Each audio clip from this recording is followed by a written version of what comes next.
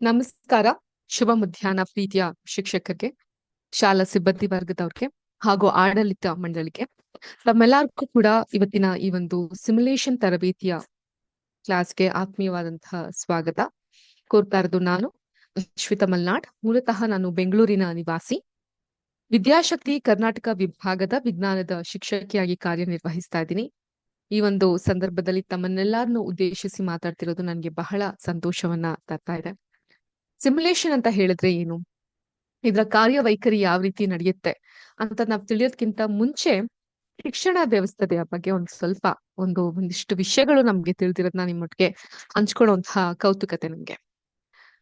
ಶಿಕ್ಷಣ ಅಥವಾ ವಿದ್ಯೆ, ಜ್ಞಾನ ಇವೆಲ್ಲವೂ ಕೂಡ ಸುಸಂಸ್ಕೃತ ಸಮಾಜ ಮನುಕುಲಕ್ಕೆ ನೀಡಿದಂತಹ ಅಮೂಲ್ಯವಾದಂತಹ ಕೊಡುಗೆ. ಮನುಷ್ಯ ಬಂದದ್ದು ಪ್ರಕೃತಿಯಿಂದ. We all are nature kids ಅಲ್ವಾ? ಪ್ರಕೃತಿಯಿಂದ ಮೇಲೆದ್ದಾಗ ಸಂಸ್ಕೃತಿ ಹುಟ್ಟುತ್ತೆ ಅನ್ನೋಂತಹ ಮಾತಿದೆ. ಐ ರಿಪೀಟ್, ಪ್ರಕೃತಿಯಿಂದ ಮೇಲೆದ್ದಾಗ ಸಂಸ್ಕೃತಿ ಹುಟ್ಟುತ್ತೆ. ಒಂದು ಕಲ್ಲು ಬಂಡೆ ಇರುತ್ತೆ, ಎಷ್ಟೋ ಶತಶತಮಾನದಿಂದ ಏಜಸ್ ಟುಗೆದರ್ ಅದು ಹಾಗೆ ಇರುತ್ತೆ. ಆದ್ರೆ ಆ ಒಂದು ಕಲ್ಲು ಬಂಡೆಯನ್ನ ಕಾಣುವಂತಹ ಒಬ್ಬ ಶಿಲ್ಪಿ, ಆತ ಮಹಾಜ್ಞಾನಿಯಾಗಿರ್ತಾನೆ ಶಿಲ್ಪಶಾಸ್ತ್ರದಲ್ಲಿ. ಆತ ನೋಡಿದಾಗ ಅದೊಂದು ಬರಿಯ ಒಂದು ಕಲ್ಲು ಹಾಗೆ ಕಾಣಲ್ಲ, ಬದ್ಲಿಗೆ ಒಂದು ಮಾನೋಲಿಟಿಕಲ್ ಸ್ಟೋನ್ ತರ ಕಾಣಿಸುತ್ತೆ. ಅವನು ಆತನಿಗೆ ಇರುವಂತಹ ಶಿಲ್ಪ ವಿನ್ಯಾಸದ ಜ್ಞಾನದಿಂದ, ಪರಿಶ್ರಮದಿಂದ ನಿರ್ದಿಷ್ಟ ಸಮಯದಲ್ಲಿ ಆ ಒಂದು ಕಲ್ಲನ್ನ ಸುಂದರವಾಗಿ ಕೆತ್ತಲಿಕ್ಕೆ ಶುರು ಮಾಡ್ತಾನೆ. ಕೊನೆಯಲ್ಲಿ ಅದೊಂದು ಅದ್ಭುತವಾದಂತಹ ಮನೋಹರವಾದಂತಹ ವಿಗ್ರಹವಾಗಿ ಮೂಡುತ್ತೆ. ಇಲ್ಲಿ ಆ ಒಂದು ಕಲ್ಲು ಆ ಶಿಲ್ಪಿಯ ಕಣ್ಣಿಗೆ ಸುಂದರವಾದಂತಹ ಶಿಲೆಯಾಗಿ ಕಾಣ್ತಾ ಹೋಗುತ್ತೆ. ಅದಕ್ಕೆ ಆತ ಸಮಯವನ್ನ ನೀಡ್ತಾನೆ, ಪರಿಶ್ರಮವನ್ನ ಹಾಕ್ತಾನೆ. ಅವನ್ಗಿರುವಂತಹ ಒಂದು ಸ್ಕಿಲ್ಸ್, ಶಿಲ್ಪ ಜ್ಞಾನದ ಕುರಿತು ಇದ್ದಂತಹ ಆತನಿಗಿದ್ದಂತಹ ನಾಲೆಜ್ ಅನ್ನ ಆತ ಬಳಸ್ತಾ ಹೋಗ್ತಾನೆ. ಕಲ್ಲು ಪ್ರಕೃತಿ, ಕಲ್ಲಿನಿಂದ ವಿನ್ಯಾಸಗೊಂಡಂತಹ ಆ ಶಿಲೆ ಅಥವಾ ವಿಗ್ರಹ ಸಂಸ್ಕೃತಿಯನ್ನ ಪ್ರತಿಪಾದಿಸುತ್ತೆ. ಹಾಗೇನೆ ಕಾಡು ದೈವದತ್ತವಾಗಿ ನಮ್ಗೆಲ್ಲರಿಗೂ ಸಿಕ್ಕಿರುವಂತಹ ವರದಾನ ಅಲ್ವಾ? ಸೊ ಕಾಡು ಪ್ರಕೃತಿಯ ಭಾಗ. ಆದ್ರೆ ಭೂಮಿಯ ಒಂದು ಭಾಗದಲ್ಲಿ ಅಚ್ಚುಕಟ್ಟಾಗಿ ಆರ್ಗನೈಸ್ಡ್ ಸ್ಟ್ರಕ್ಚರ್ಡ್ ವೇಯಲ್ಲಿ ಸಸ್ಯವರ್ಗಗಳನ್ನ ನೆಟ್ಟಿ ಮಾಡ್ತಾ, ಅದಕ್ಕೆ ಸಕಾಲಕ್ಕೆ ಗೊಬ್ಬರಗಳನ್ನ, ಬೇಕಾದಂತಹ ಪೋಷಕಾಂಶಗಳನ್ನ ನೀಡ್ತಾ ಬೆಳೆಸುವಂತಹ ಒಂದು ಕ್ರಿಯೆಗೆ ನಾವು ತೋಟಗಾರಿಕೆ ಅಂತ ಕರಿತೀವಿ, ಕೃಷಿ ಅಂತ ಕರಿತೀವಿ. ಅದು ಸಂಸ್ಕೃತಿ. ಕಾಡು ಪ್ರಕೃತಿ ಆದ್ರೆ ತೋಟ ಸಂಸ್ಕೃತಿ. ಅಕ್ಕಿ ಪ್ರಕೃತಿ ಆದ್ರೆ ಅನ್ನ ಸಂಸ್ಕೃತಿ. ಹತ್ತಿ ಪ್ರಕೃತಿ ಆದ್ರೆ ಆ ಹತ್ತಿಯಿಂದ ಬಟ್ಟೆಯನ್ನ ಮಾಡಿ ಹಾಕೊಂತೀವಲ್ಲ, ಅದು ಸಂಸ್ಕೃತಿಯನ್ನ ಪ್ರತಿಪಾದಿಸುತ್ತೆ ಅಲ್ವಾ? ಗಂಟ್ಲು ನಮ್ಮೆಲ್ಲಾರ್ಗೂ ಗಂಟ್ಲಿದೆ, ಜೋರಾಗಿ ಮಾತಾಡ್ತೀವಿ. ಶಿಕ್ಷಕರು ಅಂದ್ರೆ ಕೇಳ್ಬೇಕಾ? ತುಂಬಾ ಜೋರಾಗಿ ಮಾತಾಡ್ತೀವಿ ಅಲ್ವಾ? ಜೋರಾಗಿ ಮಾತಿರ್ಬೇಕು ನಮ್ದು. ಆದ್ರೆ ಆ ಗಂಟ್ಲಿಗೆ ಸರಿಯಾದಂತಹ ತಾಲೀಮನ್ನ, ತರಬೇತಿಯನ್ನ ಕೊಟ್ಟಾಗ ಆ ಗಂಟಲಿನಿಂದ ಹೊರಬರುವಂತಹ ಧ್ವನಿ ಸುಶ್ರಾವ್ಯವಾಗಿ ಕೇಳಿಸುತ್ತೆ. ಅದನ್ನ ನಾವು ಸಂಗೀತ ಅಂತ ಕರಿತೀವಿ. ಗಂಟ್ಲು ಪ್ರಕೃತಿ ಆದ್ರೆ ಗಂಟಲಿನಿಂದ ಹೊರ ಹೊಮ್ಮಿದಂತಹ ಸಂಗೀತ ಸಂಸ್ಕೃತಿ ಆಗುತ್ತೆ. ಕಾಲು ಪ್ರಕೃತಿ ಆದ್ರೆ ಅದನ್ನ ತನ್ನದೇ ಆದಂತಹ ಶೈಲಿಯಲ್ಲಿ, ಭಂಗಿಯಲ್ಲಿ ಕುಣಿಸುವಂತಹ ವಿಧಾನವನ್ನ ಕುಣಿತ ಅಥವಾ ನೃತ್ಯ ಅಂತ ಕರಿತೀವಿ. ಅದು ಸಂಸ್ಕೃತಿ ಆಗತ್ತೆ. ಒಟ್ಟಾರೆ ಪ್ರಕೃತಿ ತನ್ನಷ್ಟಕ್ಕೆ ತಾನ್ ಸಂಸ್ಕೃತಿ ಆಗಲ್ಲ. ಅಕ್ಕಿ ತಗೊಬಂದ ತಕ್ಷಣ ಅನ್ನ ಆಗಲ್ಲ, ತಿನ್ನಕ್ಕೆ ಯೋಗ್ಯ ಆಗಲ್ಲ. ಅದ್ರ ಮೇಲೆ ನಾವು ಪರಿಶ್ರಮ ಹಾಕಿದಾಗ, ಒಂದು ಸ್ಕಿಲ್ ಇಂದ ಒಂದು ಜ್ಞಾನವನ್ನ ನಾವು ಉಪಯೋಗಿಸ್ಕೊಂತ ಬಂದಾಗ ಮಾತ್ರ ಅದು ಸಂಸ್ಕೃತಿ ಆಗ್ಲಿಕ್ಕೆ ಸಾಧ್ಯವಾಗುತ್ತೆ. ಪ್ರಕೃತಿಯ ಮೇಲೆ ಕೆಲಸ ಮಾಡಿದಾಗ ಮಾತ್ರ ಅದು ಸಂಸ್ಕೃತಿ ಆಗತ್ತೆ. ಈಗ ಹುಟ್ಟಿದಂತಹ ಒಂದು ಮಗು ಪ್ರಕೃತಿಯ ಭಾಗ ಅಲ್ವಾ? ಚಿಕ್ಕ ಮಕ್ಳು ಪ್ರಕೃತಿಯ ಭಾಗ. ಅದಕ್ಕೆ ಏನ್ ಬರುತ್ತೆ? ಅಳದೊಂದೇ ಗೊತ್ತಿರೋದು. ಪ್ರತಿಯೊಂದಕ್ಕೂ ಅಳು. ಹಸ್ವಾಗತ್ತಾ ಅಳು, ನಿದ್ದೆ ಬರ್ತಾ ಇದೆಯಾ ಅಳು, ಅಮ್ಮ ಬೇಕು ಅನ್ಸುತ್ತಾ ಅಳು, ಆಟ ಸಾಮಾನ್ ಬೇಕಾ ಅಳು. ಅಳು ಒಂದೇ ಮಗುವಿಗೆ ಗೊತ್ತಿರುವಂತಹ ಭಾಷೆ. ಅದಾದ ನಂತರ ತನ್ನ ಸುತ್ತಲಿನ ಪರಿವಾರವನ್ನ ಗಮನಿಸ್ತಾ ನಗು, ಬೇರೆ ಭಾವನೆಗಳನ್ನ ಅದು ತನ್ನಷ್ಟಕ್ಕೆ ತಾನು ತುಂಬಿಸ್ಕೊಳ್ಲಿಕ್ಕೆ ಶುರುವಾಗುತ್ತೆ. ತನ್ನದೇ ಆದಂತ ಮುದ್ದಾದ ಭಾಷೆಯಲ್ಲಿ ಮಾತಾಡುತ್ತೆ. We call it as gibberish language ಅಂತ. ಮಮ್ಮಮ್ ಕೊಡು, ಲಲ್ಲಾ ಕೊಡು, ಜಿಜಿ ಮಾಡ್ಸು, ಈ ರೀತಿ ಮಾತಾಡಕ್ ಶುರು ಮಾಡುತ್ತೆ. ಅದಾದ್ಮೇಲೆ ಅಂಗನವಾಡಿ, ಶಾಲೆ, ಕಾಲೇಜು, ವಿಶ್ವವಿದ್ಯಾನಿಲಯ, ಯೂನಿವರ್ಸಿಟಿ, ಈ ರೀತಿ ಹೋಗ್ತಾ ಹೋಗ್ತಾ ಒಂದು 30 ವರ್ಷ ಆಗ್ತಾ ಇದ್ದಂಗೆ ಆತ ಒಬ್ಬ ಸುಸಂಸ್ಕೃತನಾದಂತಹ ವ್ಯಕ್ತಿ ಆಗ್ತಾನೆ. ಪುಟ್ಟ ಮಗು, ಏನು ಗೊತ್ತಿಲ್ಲದೆ ಇರುವಂತಹ ಮಗು ಸುಸಂಸ್ಕೃತನಾದಂತಹ ವ್ಯಕ್ತಿ ಆಗ್ತಾನೆ. ಪ್ರಕೃತಿ ದತ್ತವಾಗಿ ಇದ್ದಂತಹ ಮಗು ಒಬ್ಬ ಯುವಕನಾಗಿ ಮುಂದುವರಿತಾನೆ. ಈ ಪ್ರಕೃತಿ, ಸಂಸ್ಕೃತಿ ಇವುಗಳ ಮಧ್ಯೆ ಇರೋದು ಸಂಸ್ಕಾರ. ಈ ಸಂಸ್ಕಾರವನ್ನ ತಿಳಿಸಿಕೊಡೋದೇ ಈ ಶಿಕ್ಷಕರ ಮುಖ್ಯವಾದಂತಹ ಉದ್ದೇಶ ಅಲ್ವಾ? ಅದೇ ತಾನೇ ನಾವೆಲ್ಲ ಮಕ್ಳಿಗೆ ತಿಳಿಸಿ ಹೇಳೋದು. ಮಕ್ಳು ಬಂದಾಗ ಎಷ್ಟು ರಾ ಆಗಿರ್ತಾರೆ. ಈಗ 1ನೇ ಕ್ಲಾಸ್ಗೋ 2ನೇ ಕ್ಲಾಸ್ಗೋ ಮಕ್ಕಳನ್ನ ನಾವು ಜಾಯಿನ್ ಮಾಡ್ಕೊಂಡಾಗ ಎಷ್ಟು ರಾ ಆಗಿರ್ತಾರ ಅವ್ರು. ಎಷ್ಟು ಸಲೀಸಾಗಿರ್ತಾರೆ. ಅದೇ ಮಗುವಿನ ವ್ಯಕ್ತಿತ್ವವನ್ನ ಒಬ್ಬ ಶಿಕ್ಷಕ ನಿರ್ಮಾಣ ಮಾಡಿ ಮಾಡಿ ಮಾಡಿ ಮಾಡಿ ಕೊನೆಗೆ ಅದ್ 10ನೇ ಕ್ಲಾಸ್ಗೋ ಕಾಲೇಜ್ಗೋ ಬರೋ ಸಮಯದಲ್ಲಿ ನಾವು ನೋಡಿದಾಗ ಅದೆಂತ ಬದಲಾವಣೆ ಆಗಿದೆ. ಈ ಬದಲಾಯಿಸುವಂತಹ ಒಂದು ಆ ಚೌಕಟ್ಟಿದೆಯಲ್ಲ, ಅದ್ರ ಒಂದು ಸೂತ್ರಧಾರಿ ಶಿಕ್ಷಕರಾಗಿರ್ತಾರೆ. ಆದ್ರಿಂದ ಶಿಕ್ಷಕರಿಗೆ ಅಷ್ಟು ವಿಶೇಷವಾದಂತಹ ಸ್ಥಾನ ಇರೋದು. ಶಿಕ್ಷಕ ಅಂದ್ರೆ ಶಿಕ್ಷೆ ಕೊಡುವವನಲ್ಲ, ಶಿಕ್ಷಣವನ್ನ ತಿಳಿ ಹೇಳುವಂಥವನು. ಅದಕ್ಕೆ ಶಿಕ್ಷಕರಿಗೆ ಅಷ್ಟು ಒಳ್ಳೆ ಸ್ಥಾನ ಇರೋದು, ಗುರುವಿಗೆ ಅಷ್ಟು ಒಳ್ಳೆ ಗೌರವ ಇರುವಂತದ್ದು ಅಲ್ವಾ? ಸ್ವಾಮಿ ವಿವೇಕಾನಂದರು ಒಂದು ಮಾತು ಹೇಳ್ತಾರೆ, if you call your son an idiot he proves you right ಅಂತ. ನೀವ್ ನಿಮ್ಮ ಮಗುವನ್ನ ಮುಟ್ಟಾಳ ನೀನು, ಮೂರ್ಖ ನೀನು ಅಂತ ಕರೆದ್ರೆ ಖಂಡಿತ ಅವ್ನು ಮೂರ್ಖನೇ ಆಗ್ತಾನೆ. So here V not talking about the biological children. ನಮ್ಮ ಒಂದು ಹೊಟ್ಟೆಯಲ್ಲಿ ಹುಟ್ಟಿದ ಮಕ್ಳ ಬಗ್ಗೆ ಮಾತ್ರ ನಾವು ಮಾತಾಡ್ತಿಲ್ಲ. ಶಾಲೆಗೆ ಬರುವಂತಹ ಮಕ್ಳಿಗೂ ಅಷ್ಟೇ ನಾವು ಒಬ್ಬ ಶಿಕ್ಷಕರಾಗಿ ಆತ್ಮವಿಶ್ವಾಸವನ್ನ, ಕಾನ್ಫಿಡೆನ್ಸ್ ಅನ್ನ ತುಂಬುವಂತಹ ಕೆಲಸವನ್ನ ಮಾಡ್ಬೇಕು. ಜ್ಞಾನ ದೀಪವನ್ನ ಹಚ್ಚುವವರು ನಮ್ಮೆಲ್ಲಾರ ಬಾಲ್ಯದಲ್ಲಿ, ನಮಗೂ ಅಷ್ಟೇ ಫೇವ್ರೆಟ್ ಟೀಚರ್ಸ್ ಅಂತ ಇದ್ದೇ ಇರ್ತಾರಲ್ವಾ? ಸ್ಕೂಲ್ ಡೇಸ್ ಅಲ್ಲಿ ನಮ್ ಸೈನ್ಸ್ ಟೀಚರ್ ನಮ್ಗೆ ಸಿಕ್ಕಾಪಟ್ಟೆ ಇಷ್ಟಪ್ಪ. ನಮ್ ಇತಿಹಾಸ ಪೇಸ್ಟ್ರು ಎಷ್ಟು ಚೆನ್ನಾಗಿ ಪಾಠ ಮಾಡೋರು ನಮ್ಗೆ. ಇಂಗ್ಲಿಷ್ ಟೀಚರ್ ಅಂತ ನಮ್ಗೆ ತುಂಬಾ ಇಷ್ಟ ಆಗ್ತಾ ಇದ್ರು. ಕನ್ನಡದವ್ರಂತೂ ಬಿಟ್ರಿ, ಕನ್ನಡ ಟೀಚರ್ಸ್ ಎಲ್ಲಾರು ನಾವ್ ಇಷ್ಟ ಪಡ್ತಾ ಇದ್ವಿ. ಹೌದಾ? ಎಷ್ಟೋ ಸಲ PT ಮಾಸ್ಟರ್, ಶಿಸ್ತಿನ ಸಿಪಾಯಿ ಅಂತ ಇರ್ತಾ ಇದ್ರು. ಅವರು ಕೂಡ ನಮ್ಗೆ ಜೀವನಕ್ಕೆ ಒಂದು ಆದರ್ಶವನ್ನ, ಒಂದು ಪ್ರಿನ್ಸಿಪಲ್ ಅನ್ನ, ಒಂದು ಚೌಕಟ್ಟನ್ನ ತುಂಬಿಕೊಟ್ಟಂತವ್ರು. ಸೊ ಈಗ ನಮ್ಮನ್ನೆಲ್ಲ ಕೇಳಿದಾಗ ನಮ್ ಫೇವ್ರೆಟ್ ಟೀಚರ್ಸ್ ಇದ್ದೇ ಇರ್ತಾರಲ್ವಾ? ಈಗ ನಮ್ಮ ಭಾರತದ ಸಂವಿಧಾನವನ್ನ ಬರ್ದಂತವ್ರು ಯಾರು ಹೇಳುವಂತಹ ಪ್ರಶ್ನೆ ಮೇಡಮ್ ಇದು. ಯಾರಿಗೆ ತಾನೇ ಗೊತ್ತಿರಲ್ಲ? ಅವ್ರು ನಮ್ಮ ಬಾಬಾ ಸಾಹೇಬ್ ಡಾಕ್ಟರ್ BR ಅಂಬೇಡ್ಕರ್ ಅಂತ ಒಕ್ಕರಳಿನಿಂದ ಕೂಗಿ ಹೇಳ್ತೀವಿ. ಆ BR ಅಂಬೇಡ್ಕರ್ ಅವರ ಹಿಂದೆ ಇದ್ದದ್ದು ಕೂಡ ಅವರ ಶಿಕ್ಷಕರು ಕೃಷ್ಣಾಜಿ ಕೇಶವ್ ಅಂಬೇಡ್ಕರ್. ಅಂಬೇಡ್ಕರ್ ಅವರು ಉಲ್ಲೇಖ ಮಾಡ್ತಾರೆ, ನನ್ನ ಜೀವನದ ಯಶಸ್ಸು, ಶಿಸ್ತು, ಸಾಧನೆ ಇವುಗಳನ್ನ ನನ್ನ ತಂದೆಗೆ, ನನ್ನ ಮಡದಿಗೆ, ತಾಯಿಗೆ ಅರ್ಪಿಸ್ತೀನಿ. ಅದ್ರ ಜೊತೆಗೆ ನನ್ನ ಶಿಕ್ಷಕರ ಪಾತ್ರ ಅವಿಸ್ಮರಣೀಯವಾದದ್ದು ಅಂತ ಹೇಳ್ತಾರೆ. ಸಚ್ ಅ ಗ್ರೇಟ್ ಪಾಯಿಂಟ್ ಅಲ್ವಾ? ಎಷ್ಟು ಹೆಮ್ಮೆ ಅನ್ಸುತ್ತೆ ಒಬ್ಬ ಶಿಕ್ಷಕರಿಗೆ ಇಷ್ಟೊಂದೆಲ್ಲ ಸ್ಥಾನಮಾನ ಸಿಕ್ಕಾಗ. ಬಹುಶಃ ನಾನೀಗ ಶ್ರೀ ಶಿವಸುಬ್ರಹ್ಮಣ್ಯ ಅಯ್ಯರ್ ಅಂದ್ರೆ ನಮ್ಗೆ ಬಹುತೇಕರಿಗೆ ಯಾರು ಅಂತ ಗೊತ್ತಿರೋದಿಲ್ಲ. ಆದ್ರೆ ಶ್ರೀ ಶಿವಸುಬ್ರಹ್ಮಣ್ಯ ಅಯ್ಯರ್ ಅವರ ವಿದ್ಯಾರ್ಥಿ ಒಬ್ಬ ನಮ್ಮ ದೇಶ ಕಂಡಂತಹ ಅಪ್ರತಿಮ ಪ್ರತಿಭಾವಂತ ವಿಜ್ಞಾನಿ ಆಗ್ತಾರೆ, ರಾಷ್ಟ್ರಪತಿಗಳಾಗ್ತಾರೆ, ನಮ್ಮ ದೇಶಕ್ಕೆ ಒಬ್ಬ ಅತ್ಯಂತ ಉತ್ತಮ ಹ್ಯುಮ್ಯಾನಿಟೇರಿಯನ್ ಆಗ್ತಾರೆ, ಮಾನವತಾವಾದಿ ಆಗ್ತಾರೆ ಅಂತ ಹೇಳಿದ್ರೆ ನಾವು ನಂಬಲೇಬೇಕಾಗುತ್ತೆ. ಅವ್ರು ಬೇರೆ ಯಾರು ಅಲ್ಲ, ನಮ್ಮ ಪ್ರೀತಿಯ ಡಾಕ್ಟರ್ APJ ಅಬ್ದುಲ್ ಕಲಾಂ. ಅವರ ಹಿಂದೆ ಇದ್ದದ್ದು ಕೂಡ ಅವರ ಶಿಕ್ಷಕರು, ಮಾರ್ಗದರ್ಶಕರಾಗಿ. ನರೇಂದ್ರ ಅನ್ನುವಂತಹ ಒಬ್ಬ ಹುಮ್ಮಸ್ಸಿನ ಯುವಕನನ್ನ ಸನ್ಯಾಸತ್ವ, ಸನಾತನ ಧರ್ಮದ ಕಡೆಗೆ ಕರ್ಕೊಂಡು ಹೋದದ್ದು ಶ್ರೀರಾಮಕೃಷ್ಣ ಪರಮಹಂಸರು. ಅವರ ಗರಾರುಡಿಯಲ್ಲಿ ಬೆಳೆದಂತವರು ಶ್ರೀ ವಿವೇಕಾನಂದರು. ಶ್ರೀ ಕೃಷ್ಣ ಪರಮಾತ್ಮ ಅರ್ಜುನನ ಸ್ನೇಹ ಸಂಬಂಧಕ್ಕೂ ಮೀರಿ ಅಲ್ಲಿ ಗುರು ಶಿಷ್ಯನ ಬಾಂಧವ್ಯ ಇತ್ತು ಅನ್ನೋದು ನಮ್ಗೆಲ್ಲರಿಗೂ ತಿಳಿದಿರುವಂತಹ ಸಂಗತಿನೇ ಅಲ್ವಾ? ಗುರು ರಾಘವೇಂದ್ರ ಸ್ವಾಮಿಗಳ ಶಿಷ್ಯರಾದಂತಹ ಅಪ್ಪಣ್ಣಾಚಾರ್ಯರು ವಿಶ್ವವಿಖ್ಯಾತಿಯನ್ನ ಪಡಿತಾರೆ. ಇವೆಲ್ಲವೂ ಕೂಡ ಗುರುವಿನ ಮೌಲ್ಯ ಏನು ಅಂತ ನಮ್ಗೆ ತಿಳಿ ಹೇಳುವಂಥದ್ದು. ಅಷ್ಟೆಲ್ಲ ಯಾಕೆ, ನಾನೀಗ ರಾಮಾಚಾರಿ ಅಥವಾ ಚಾಮಯ್ಯ ಮೇಷ್ಟ್ರು ಅಂದ ತಕ್ಷಣ ನಿಮ್ಮ ತಲೆಗೆ ಏನ್ ನೆನ್ಪಿಗೆ ಬರುತ್ತೆ? ಏನ್ ಗೊತ್ತಾಗುತ್ತೆ ನಿಮ್ಗೆ? ಸೊ ನೀವ್ ಅಲ್ಲಿ ಹೇಳಿದ್ರೆ ನಾನು ಕೇಳೋದಿಲ್ಲ, ಬದಲಿಗೆ ಚಾಟ್ ಬಾಕ್ಸ್ ಅಲ್ಲಿ ನೀವು ಮೆಸೇಜ್ ಮಾಡಬಹುದು. ನಾನ್ ರಾಮಾಚಾರಿ ಅಥವಾ ಚಾಮಯ್ಯ ಮೇಷ್ಟ್ರು ಅಂದ ತಕ್ಷಣ ಯಾರ್ ನೆನ್ಪಿಗೆ ಬರ್ತಾರೆ ನಿಮ್ಗೆ? ಏನ್ ನೆನ್ಪಿಗೆ ಬರುತ್ತೆ?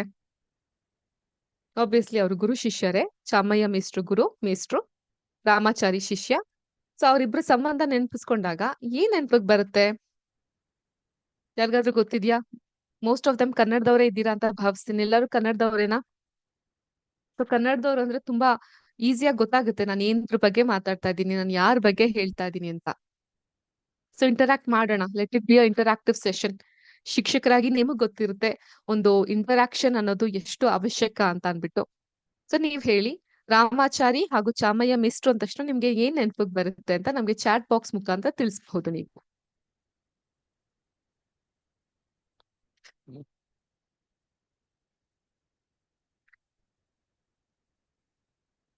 ಯಾರಿಗೂ ಏನು ನೆನ್ಪಿಗೆ ಬರ್ತಾ ಇಲ್ವಾ? ಹೊಳಿತಾ ಇಲ್ವಾ? ಗೀತಾ ಪಾವರ್ ಅವ್ರ ಸಂದೇಶ ಕಳಿಸಿದ್ದಾರೆ, ವಿಷ್ಣುವರ್ಧನ್ ಅಂತ. Thank you ma'am. Thank you ತಮ್ಮ ಸಂದೇಶಕ್ಕೆ. ಅಫ್ಕೋರ್ಸ್ ರಾಮಾಚಾರಿ ಅಂದ ತಕ್ಷಣ ವಿಷ್ಣುವರ್ಧನ್ ನೆನಪಾಗ್ತಾರೆ. ಚಾಮಯ್ಯ ಮೇಷ್ಟ್ರು ಅಂದ ತಕ್ಷಣ KS ಅಶ್ವಥ್ ಅವ್ರು ನೆನಪಾಗ್ತಾರೆ. ವಿಷ್ಣುವರ್ಧನ್ KS ಅಶ್ವಥ್ ಅಂದ ತಕ್ಷಣ ಈ ಗುರು ಶಿಷ್ಯನ ಸಂಬಂಧ ನೆನಪಾಗುತ್ತೆ. ಗುರು ಶಿಷ್ಯನ ಸಂಬಂಧ ಅಂದ ತಕ್ಷಣ ನಾಗರ ಹಾವು ಚಿತ್ರ ನೆನಪಾಗತ್ತೆ. ಹೌದಾ? ಸೊ ವಿಜ್ಞಾನದ ತರಗತಿಯಲ್ಲಿ ಚಲನಚಿತ್ರದ ಬಗ್ಗೆ ಕೂಡ ಮಾತಾಡ್ತಾ ಇದೀವಿ. It's a part of science ಅಲ್ವಾ? ಹಾಗಾಗಿ ಸೊ ಒಟ್ಟಾರೆ ನಾವ್ ಏನ್ ಹೇಳಿಕ್ ಹೊರಟಿದೀವಿ ಅಂದ್ರೆ, ಗುರುವಿನ ಸ್ಥಾನ ಒಂದು ವಿದ್ಯಾರ್ಥಿಯ ಭವಿಷ್ಯದ ನಿರ್ಮಾಣವನ್ನ ಮಾಡೋದ್ರಲ್ಲಿ, ಆತನ ವ್ಯಕ್ತಿತ್ವವನ್ನ ನಿರ್ಮಿಸೋದ್ರಲ್ಲಿ ಬಹಳ ಅದ್ವಿತೀಯವಾದದ್ದು. ಆದ್ರಿಂದ ಶಿಕ್ಷಕ ವೃತ್ತಿ ಅತ್ಯಂತ ಶ್ಲಾಘನೀಯ ಹಾಗೂ ಅಷ್ಟೇ ಪ್ರಶಂಸನೀಯವಾದಂತಹ ವೃತ್ತಿ. ಅಂಡ್ ಆ ವೃತ್ತಿಯಲ್ಲಿರುವಂತಹ ತಮ್ಮೆಲ್ಲರಿಗೂ ಕೂಡ ಮತ್ತೊಮ್ಮೆ ನಾವು ವಂದಿಸ್ತಾ ಇದ್ದೀವಿ. ಇಷ್ಟ್ ಮಾತ್ರ ಇಲ್ದೆ ಹೇಳ್ತಾರ, ಗುರುವಿನ ಗುಲಾಮನಾಗುವ ತನಕ ದೊರೆಯದಣ್ಣ ಮುಗುತಿ ಅಂತ. ಅದಕ್ಕೆ ಗುರು ಕೃಪೆ ಅನ್ನೋದು ತುಂಬಾ ಮುಖ್ಯ ಅಲ್ವಾ? ಗುರುಬಲ ಅನ್ನೋದು ಚೆನ್ನಾಗಿದ್ರೆ ತಾನೇ ಮದ್ವೆ ಆಗ್ಲಿಕ್ ಸಾಧ್ಯ, ಮನೆ ಕಟ್ಲಿಕ್ ಸಾಧ್ಯ, ಓದ್ ಮುಂದುವರ್ಸ್ಲಿಕ್ ಸಾಧ್ಯ. ಈ ಗ್ರಹಗಳಲ್ಲಿ ನೋಡಿದ್ರೆ ಅತಿ ದೊಡ್ಡದಾದಂತಹ ಗ್ರಹ ಯಾವುದು? ಗುರು ಗ್ರಹ, ಜುಪಿಟರ್ ಪ್ಲಾನೆಟ್. ಆದ್ರಿಂದ ಸದ್ಯಕ್ಕೆ ನಮ್ಮ ವಿದ್ಯಾಶಕ್ತಿಗೂ ಒಳ್ಳೆಯ ಗುರುಬಲ ಬಂದಿರೋದ್ರಿಂದ ತಮ್ಮೆಲ್ಲರನ್ನ ಭೇಟಿಯಾಗುವಂತಹ ಅವಕಾಶ, ಸದಾವಕಾಶ ನಮ್ಮೆಲ್ಲರಿಗೂ ಸಿಕ್ಕಿದೆ ಅಂತ ಹೇಳಲಿಕ್ಕೆ ಇಷ್ಟಪಡ್ತೀನಿ. ವಿದ್ಯಾಶಕ್ತಿ, ಮುಖ್ಯವಾಗಿ ವಿದ್ಯಾಶಕ್ತಿಯ ಮುಖ್ಯ ಉದ್ದೇಶ ಬಂದು ಕರ್ನಾಟಕದ ಮೂಲೆ ಮೂಲೆಯಲ್ಲಿರುವಂತಹ ಶಾಲೆಗಳಲ್ಲೂ, ವಸತಿ ಶಾಲೆಗಳ ಸಹಿತವಾಗಿ ವಿದ್ಯಾರ್ಥಿಗಳಿಗೆ ಶಿಕ್ಷಣವನ್ನ, ಮೌಲ್ಯಾಧಾರಿತವಾದಂತಹ ಶಿಕ್ಷಣವನ್ನ ಆನ್ಲೈನ್ ಮೂಲಕ, ಗಣಕಯಂತ್ರ ತಂತ್ರಜ್ಞಾನದ ಸಹಾಯದ ಮೂಲಕ ನೀಡುವಂಥದ್ದು. ಆ ಒಂದು ಶಿಕ್ಷಣದ ಒಂದು ಮುಖ್ಯವಾದ ಭಾಗ ಬಂದು ಸಿಮ್ಯುಲೇಷನ್. ನಾವು ಕೂಡ ಟ್ರೆಡಿಷನಲ್ ಮೆಥಡ್ ಆಫ್ ಟೀಚಿಂಗ್ ನ ಫಾಲೋ ಮಾಡ್ತೀವಿ, that is board and student connection. ಅದು ಖಂಡಿತವಾಗ್ಲೂ ಇದ್ದೇ ಇದೆ. ಅದರ ಜೊತೆಗೆ we also insist upon simulation. Simulation ಅಂತ ಹೇಳಿದ್ರೆ ಏನು? ಸಿಮ್ಯುಲೇಷನ್ ಅಂದ್ರೆ ಅನುಕರಣೆ ಅಥವಾ ಪ್ರತ್ಯನುಕರಣೆ.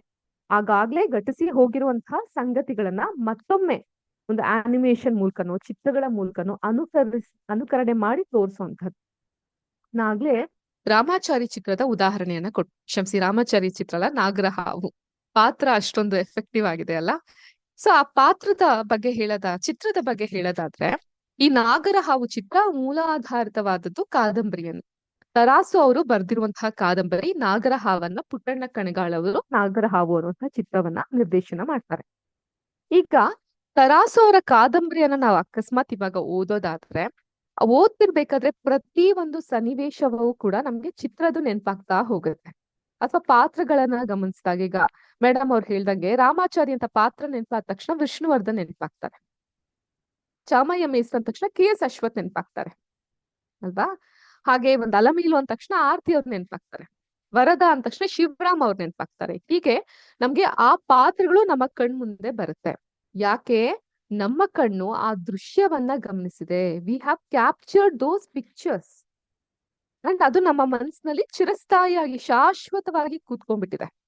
ಹಾಗೇನೆ similarly concepts of science, maths ಇವೆಲ್ಲವನ್ನ ನಾವು ಟೆಕ್ಸ್ಟ್ ಬುಕ್ ನಲ್ಲಿ ಓದೋದನ್ನ ಒಂದು ಆನಿಮೇಷನ್ ಮೂಲಕ ನೋಡಿದಾಗ ಅದು ತುಂಬಾ ಗಟ್ಟಿಯಾಗಿ ಮನಸ್ಸಿನಲ್ಲಿ ಕುತ್ಕೊಳ್ಳುತ್ತೆ. ದೋಸ್ ಟರ್ಮಿನಾಲಜೀಸ್, ಈ ವಿಜ್ಞಾನದಲ್ಲಿ ಬರುವಂತಹ ಮುಖ್ಯವಾದಂತಹ ವಿಷಯಗಳು ಬಹಳ ನೀಟಾಗಿ ಅರ್ಥ ಆಗ್ಲಿಕ್ಕೆ ಸಾಧ್ಯವಾಗುತ್ತೆ. ಆದ್ರಿಂದ with the help of technology, ತಂತ್ರಜ್ಞಾನದ ಸಹಾಯದಿಂದ ಸಿಮ್ಯುಲೇಷನ್ ತರಬೇತಿಯನ್ನ ಶಿಕ್ಷಕರು ಪಡ್ಕೊಂಡ್ರೆ ಅದರಿಂದ ಮಕ್ಕಳಿಗೆ ಕಲಿಸ್ಲಿಕ್ಕೆ, ನಾವು ಕೂಡ ವಿಷಯಗಳ ಅನ್ವಯವನ್ನ ಮಾಡ್ಲಿಕ್ಕೆ ಬಹಳ ಸಹಾಯಕವಾಗುತ್ತೆ ಅನ್ನುವಂತಹ ಒಂದು ಉದ್ದೇಶದಿಂದ ಈ ಒಂದು ಸಿಮ್ಯುಲೇಷನ್ ತರಬೇತಿಯನ್ನ ನಾವು ಇಟ್ಟಿದ್ದೀವಿ. Simulation is nothing but virtual laboratory. ಅದು ವರ್ಚುವಲಿ ಇರುವಂತಹ ಪ್ರಯೋಗಾಲಯ. ಹೇಗೆ ನಮ್ಮ ಶಾಲೆಯಲ್ಲಿ ಒಂದು ಪ್ರಯೋಗಾಲಯ ಇರುತ್ತೋ ಅದೇ ರೀತಿ ಇಲ್ಲೂ ಇದೆ. ಹಾಗಿದ್ರೆ ತಡ ಮಾಡದೆ ಇವತ್ತಿನ ಸಿಮ್ಯುಲೇಷನ್ ಕ್ಲಾಸ್ ಅನ್ನ ನಾವು ಶುರು ಮಾಡೋಣ, ತರಬೇತಿಯನ್ನು ಶುರು ಮಾಡೋಣ. With all due respect to our dear teachers for doing this notable service to the society. So ಇದನ್ನ ಹೇಳ್ತಾ ಇವತ್ತಿನ ತರಗತಿಯ ಮೊದಲನೇ ಸಿಮ್ಯುಲೇಷನ್ ಅನ್ನ ನೋಡೋಣ. ಅದು ಶಕ್ತಿಯ ಬಗ್ಗೆ ಇರುವಂತದ್ದು, which talks about the sources of energy, different forms of energy. So ಈಗ ನಾನು ಮಾಡುವಂತಹ ಸಿಮ್ಯುಲೇಷನ್ ಸಾಧ್ಯವಾದಷ್ಟು ಎರಡೂ ಭಾಷೆಯಲ್ಲೂ ಮಾಡುವಂತಹ ಪ್ರಯತ್ನವನ್ನ ಮಾಡ್ತೀನಿ. ಬಿಕಾಸ್ ನನ್ಗೆ ಗೊತ್ತಿರೋ ಹಾಗೆ ಕನ್ನಡದ ಶಿಕ್ಷಕರು ಇಲ್ಲಿದ್ದೀರಾ, ಹಾಗೇನೆ ಇಂಗ್ಲಿಷ್ ಭಾಷೆಯ ಶಿಕ್ಷಕರು ಇರೋದ್ರಿಂದ let me try to give justice to both the language. So ಎಲ್ಲಾದ್ರೂ ಯಾರಿಗಾದ್ರೂ ಅನುಮಾನ ಅನಿಸ್ತಾ ಇದೆ ಅಥವಾ ಈ ಇನ್ನೊಂದ್ ಸ್ವಲ್ಪ ತಿಳ್ಕೊಬೇಕು ಅಂತ ಹೇಳಿದಾಗ ನೀವು ನಮ್ಗೆ ಚಾಟ್ ಬಾಕ್ಸ್ ಅಲ್ಲಿ ನಿಮ್ಮ ಸಂದೇಶಗಳನ್ನ ಕಳಿಸಬಹುದು. ಈ ಒಂದು ತರಬೇತಿಯ ಕೊನೆಯ ಒಂದು 10-15 ನಿಮಿಷ, last 10-15 minutes will keep it as a feedback session. ಅಲ್ಲಿ ತಾವು ಅನ್ಮ್ಯೂಟ್ ಮಾಡಿ ತಮ್ಮ ಧ್ವನಿಯ ಮೂಲಕ ಕೂಡ ನಮ್ಗೆ ಪ್ರಶ್ನೆಗಳನ್ನ ಕೇಳಿಸಬಹುದು, ಅಥವಾ ಈ ಒಂದು ತರಗತಿ ಹೇಗಿತ್ತು ಅದರ ಅನುಭವಗಳನ್ನ ಕೂಡ ನೀವು ಹಂಚ್ಕೊಳ್ಬಹುದು. ಸೊ ಇದನ್ನ ಹೇಳ್ತಾ ಇವತ್ತಿನ ತರಗತಿಯನ್ನ ಸ್ಟಾರ್ಟ್ ಮಾಡೋಣ.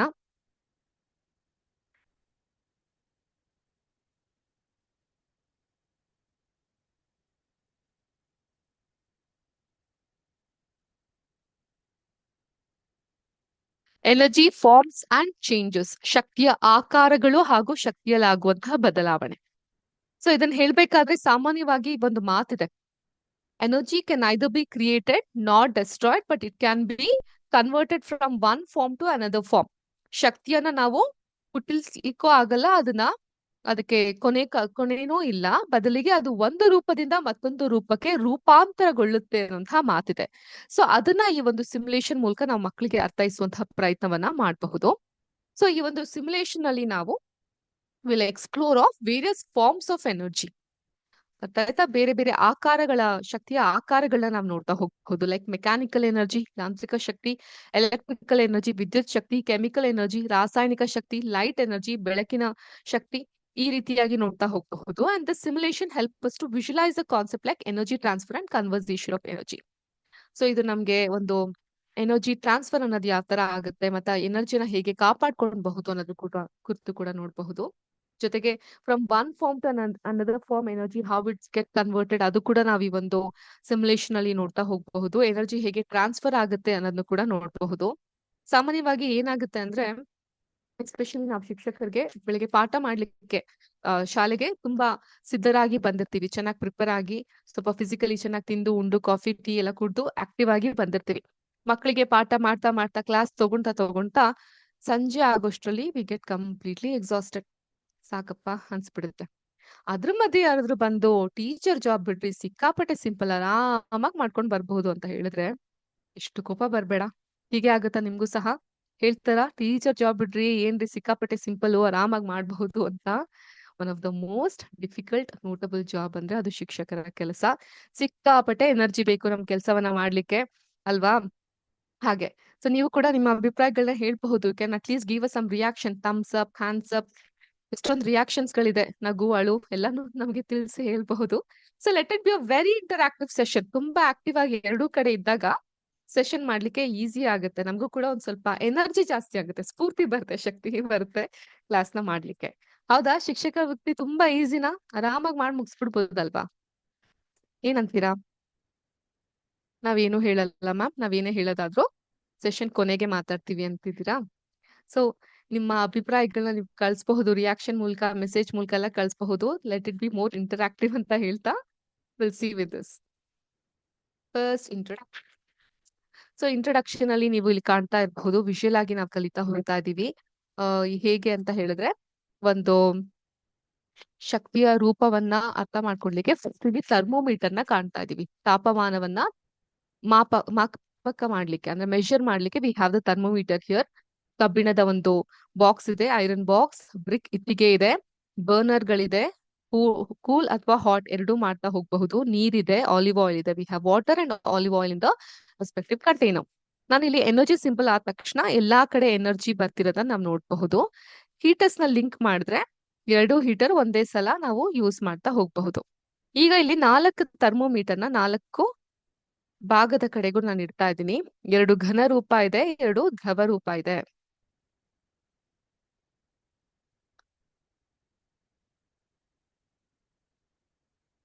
ಎರಡು ಘನ ರೂಪ, 2 ದ್ರವ ರೂಪ, ಈ ರೀತಿಯಾಗಿ ಅದು ಹಂಚಿಕೆ ಆಗಿದೆ. ಸೊ ಈಗ ಏನಾಗುತ್ತೆ,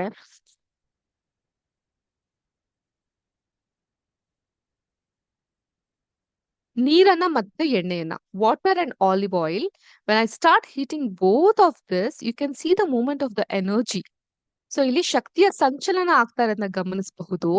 ಅದರ ಪಕ್ಕದಲ್ಲಿ ಇಟ್ಟಿರುವಂತಹ ಥರ್ಮೋಮೀಟರ್ ನ ನೀವು ಗಮನಿಸ್ತಿರಬಹುದು, ಅಲ್ಲಿ ಏರಿಕೆ ಆಗ್ತಾ ಇದೆ, ತಾಪದ ಏರಿಕೆ ಆಗ್ತಾ ಇದೆ.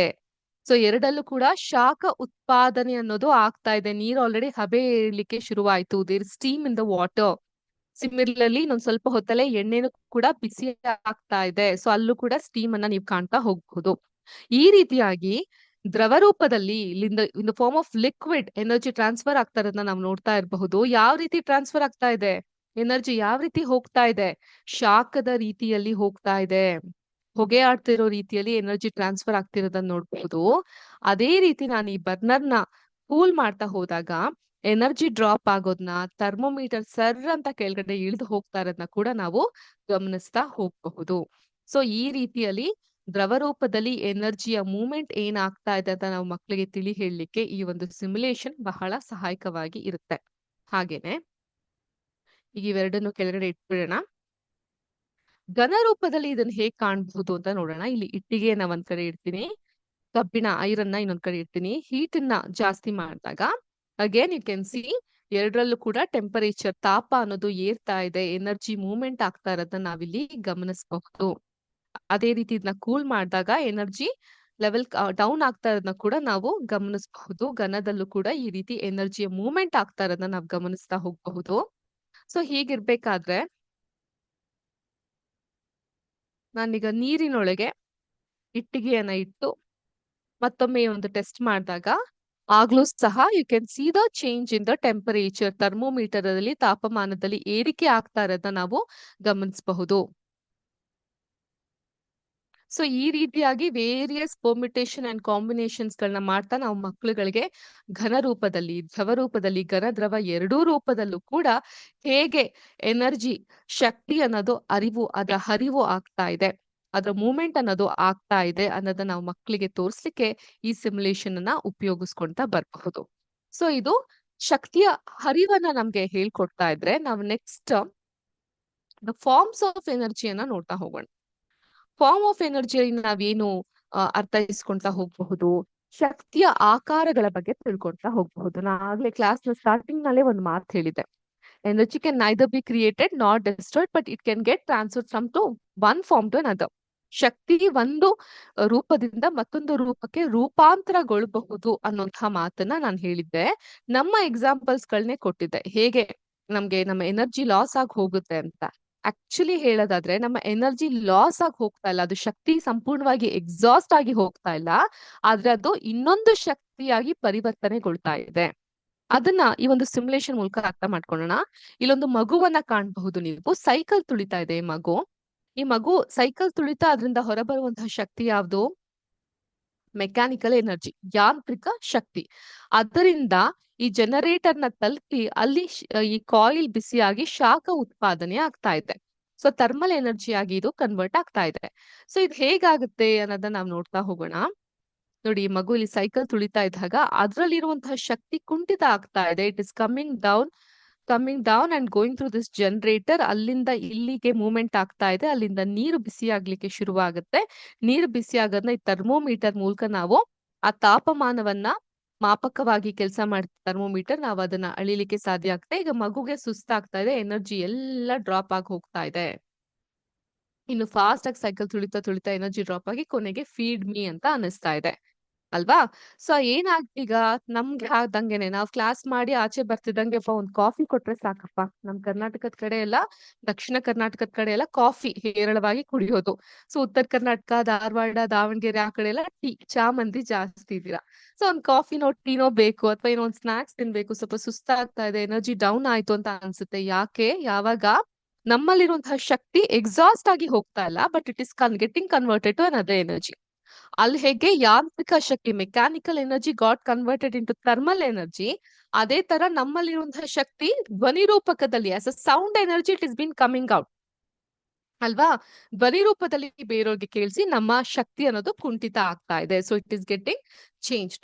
ಈ ಒಂದು change in the form of ಎನರ್ಜಿನ ನಾವು ಈ ಒಂದು ಸಿಮ್ಯುಲೇಷನ್ ಮೂಲಕ ಅರ್ಥೈಸ್ಕೊಂತ ಬರಬಹುದು. ಇನ್ನೊಮ್ಮೆ ನಾನು ತೋರಿಸ್ತೀನಿ. ಸೊ ಈಗ ಫಾಸ್ಟ್ ಆಗಿ ಸೈಕಲ್ ತುಳಿಯೋ ಹಾಗೆ ನೋಡೋಣ. ಫಾಸ್ಟ್ ಆಗಿ ಸೈಕಲ್ ತುಳಿತಾ ಆ ಮಗುವಿನಲ್ಲಿರುವಂತಹ ಶಕ್ತಿ ಜನರೇಟರ್ ಮೂಲಕ ತಲುಪುತ್ತೆ. So this simulation visually demonstrate that energy is not lost. Energy ಕಳೆದು ಹೋಗಿಲ್ಲ, but it is getting transform, ಬದಲಾವಣೆ ಆಗ್ತಾ ಇದೆ, converted into another form. ಈಗ from mechanical it got converted into heat or thermal energy ಅಲ್ವಾ? So ಯಾಂತ್ರಿಕ ಶಕ್ತಿಯಿಂದ ಅದು ತಾಪ ಶಕ್ತಿಯಾಗಿ ಬದಲಾವಣೆ ಆಗ್ತಾ ಇದೆ ಅನ್ನೋದನ್ನ ಈ ಸಿಮ್ಯುಲೇಷನ್ ಮೂಲಕ ನಾವು ಕಂಡುಕೊಳ್ಬಹುದು.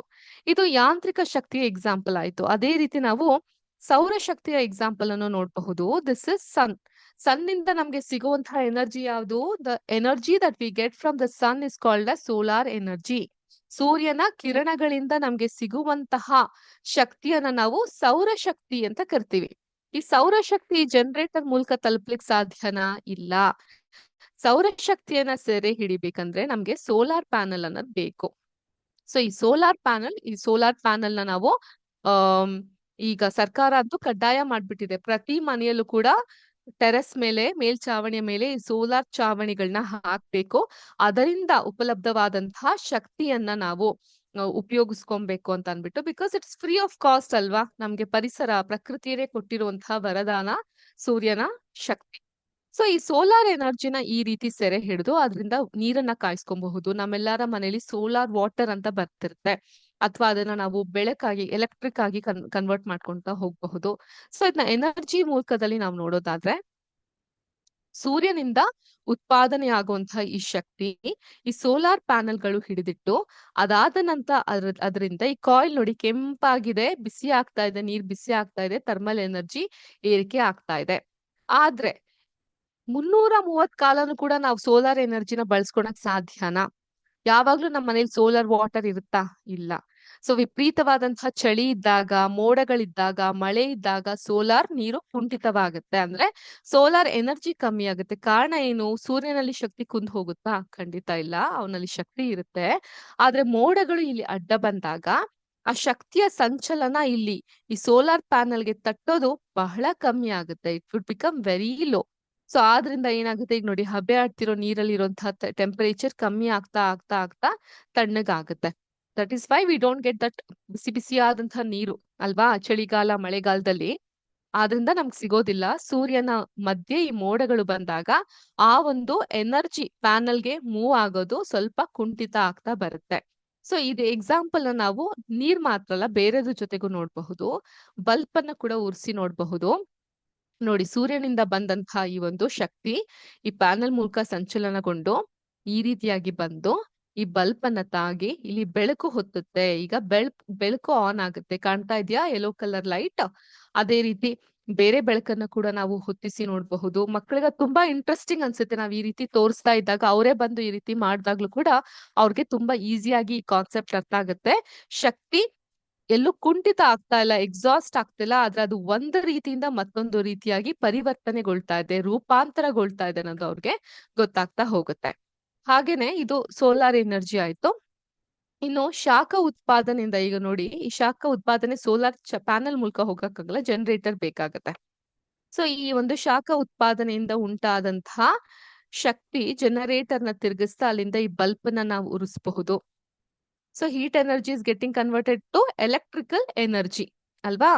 ಇದು ಎಲೆಕ್ಟ್ರಿಕ್ ಎನರ್ಜಿ ಆಗಿ ಕನ್ವರ್ಟ್ ಆಗ್ತಾ ಇದೆ. ಫ್ಯಾನ್ ಅನ್ನ ತಿರುಗಿಸಬಹುದು. ಅದೇ ಇಲ್ಲಿ ಹೀಟ್ ಕಮ್ಮಿ ಆದ ತಕ್ಷಣ ಏನಾಯ್ತು, ಎನರ್ಜಿ ಡ್ರಾಪ್ ಡೌನ್ ಆಗ್ಲಿಕ್ಕೆ ಶುರುವಾಯ್ತು, ನಿಧಾನವಾಗಿ ಸಾಗ್ಲಿಕ್ಕೆ ಶುರುವಾಯ್ತು. ಫ್ಯಾನ್ ಇಂಜಿನ್ ಸ್ಟಾಪ್ ಆಗಿ ಹೋಗಬಹುದು. ಆ ಸ್ಥಿತಿಗೆ ಬಂದು ತಲುಪುತ್ತೆ ಯಾವಾಗ ಎನರ್ಜಿ ಡ್ರಾಪ್ ಡೌನ್ ಆದಾಗ, ಇಲ್ವೇ ಇಲ್ಲ ಎನರ್ಜಿ ಅಂತ ಹೇಳಿದಾಗ. ಹೌದಾ, ನಿಲ್ತಾ ಫ್ಯಾನು ಈ ರೀತಿಯಾಗಿ. ಸೊ ಈ ಮೂಲಕ ನಾವು ಹೇಗೆ ಶಕ್ತಿ ಅನ್ನೋದು ಪರಿವರ್ತನೆಗೊಳ್ತಾ ಇದೆ ಒಂದು ಆಕಾರದಿಂದ ಮತ್ತೊಂದು ಆಕಾರಕ್ಕೆ ಅನ್ನೋದನ್ನ ತಿಳ್ಕೊಳ್ಲಿಕ್ಕೆ ಈ ಒಂದು ಸಿಮ್ಯುಲೇಷನ್ ನಾವು ಬಳಸಬಹುದು ಮಕ್ಕಳಿಗೆ ಇದು ಪಾಠ ಮಾಡ್ಲಿಕ್ಕೆ. ಹೋಪ್ಫುಲಿ ಈ ಒಂದು ಸಿಮ್ಯುಲೇಷನ್ ತುಂಬಾ ಹೆಲ್ಪ್ಫುಲ್ ಆಯ್ತು. ಒಂದು ಬ್ಯೂಟಿಫುಲ್ ಆಗಿರುವಂತಹ ಸೋರ್ಸಸ್ ಆಫ್ ಎನರ್ಜಿ ಕಾನ್ಸೆಪ್ಟ್ ನ ಮಕ್ಕಳಿಗೆ ಹೇಳ್ಕೊಡ್ಲಿಕ್ಕೆ ಅಂತ ನಾನು ಭಾವಿಸ್ತೀನಿ. ಸೊ ನಿಮ್ಮೆಲ್ಲರಿಗೂ ಇದು ಅರ್ಥ ಆಗಿದೆ ಅಂತ ಸಹ ಭಾವಿಸ್ತೀನಿ. ಸೊ ಇದನ್ನ ಹೇಳ್ತಾ will go to our next simulation. ಇದು ಸ್ವಲ್ಪ ಗಂಭೀರವಾಗಿರುವಂತಹದ್ದು, very matured concept, greenhouse effect, ಹಸಿರು ಮನೆ ಪರಿಣಾಮ. ಹಸಿರು ಮನೆ ಪರಿಣಾಮ ಅಂದ ತಕ್ಷಣ ಇದನ್ನ ನಾವು ಬಹಳ ಇವಾಗ 6ನೇ ಕ್ಲಾಸ್ ಇಂದಾನೇ ನಮ್ಗೆ ಸೈನ್ಸ್ ಅಲ್ಲಿ ಹಸಿರು ಮನೆ ಪರಿಣಾಮ, ಪ್ರಕೃತಿ, ಪರಿಸರ, ನಮ್ಮ ಸುತ್ತಲಿನ ವಾತಾವರಣ, ಆಹಾರ ಸಂಪನ್ಮೂಲಗಳಲ್ಲಿ ಸುಧಾರಣೆ, 9ನೇ ಕ್ಲಾಸ್ ಅಲ್ಲಿ ಆ ಪಾಠ ಇದೆಯಲ್ಲ, food production and management. So ಆ ಪಾಠಕ್ಕೆ ಎಲ್ಲಾ ಪಾಠಗಳಿಗೂ ಅನ್ವಯವಾಗುವಂತ ಒಂದು ಓಪನ್ ಟಾಪಿಕ್ ಅಂತ ಹೇಳಿದ್ರೆ ಗ್ರೀನ್ ಹೌಸ್ ಎಫೆಕ್ಟ್, ಹಸಿರು ಮನೆ ಪರಿಣಾಮ. ಸೊ ಇದನ್ನ ಮೂಲಕ, ಈ ಸಿಮ್ಯುಲೇಷನ್ ಮೂಲಕ ನಾವು ಮಕ್ಕಳಿಗೆ ಹಸಿರು ಮನೆ ಪರಿಣಾಮವನ್ನ, ಅದರಿಂದ ಉಂಟಾಗುವಂತಹ ಪ್ರಾಕೃತಿಕ ವೈಪರೀತ್ಯಗಳನ್ನ ಹೇಳ್ಕೊಟ್ಟಾಗ ತುಂಬಾ ಎಫೆಕ್ಟಿವ್ ಆಗಿ ಅದನ್ನ ಅವ್ರು ಕಲೀಲಿಕ್ಕೆ ಇದು ಸಹಾಯಕವಾಗ್ತಾ ಬರುತ್ತೆ. ಸೊ ಹಸಿರು ಮನೆ ಪರಿಣಾಮದ ಕುರಿತು ಇರುವಂತಹ ಸಿಮ್ಯುಲೇಷನ್ ನ ಸದ್ಯಕ್ಕೆ ನಾವು ನೋಡೋಣ.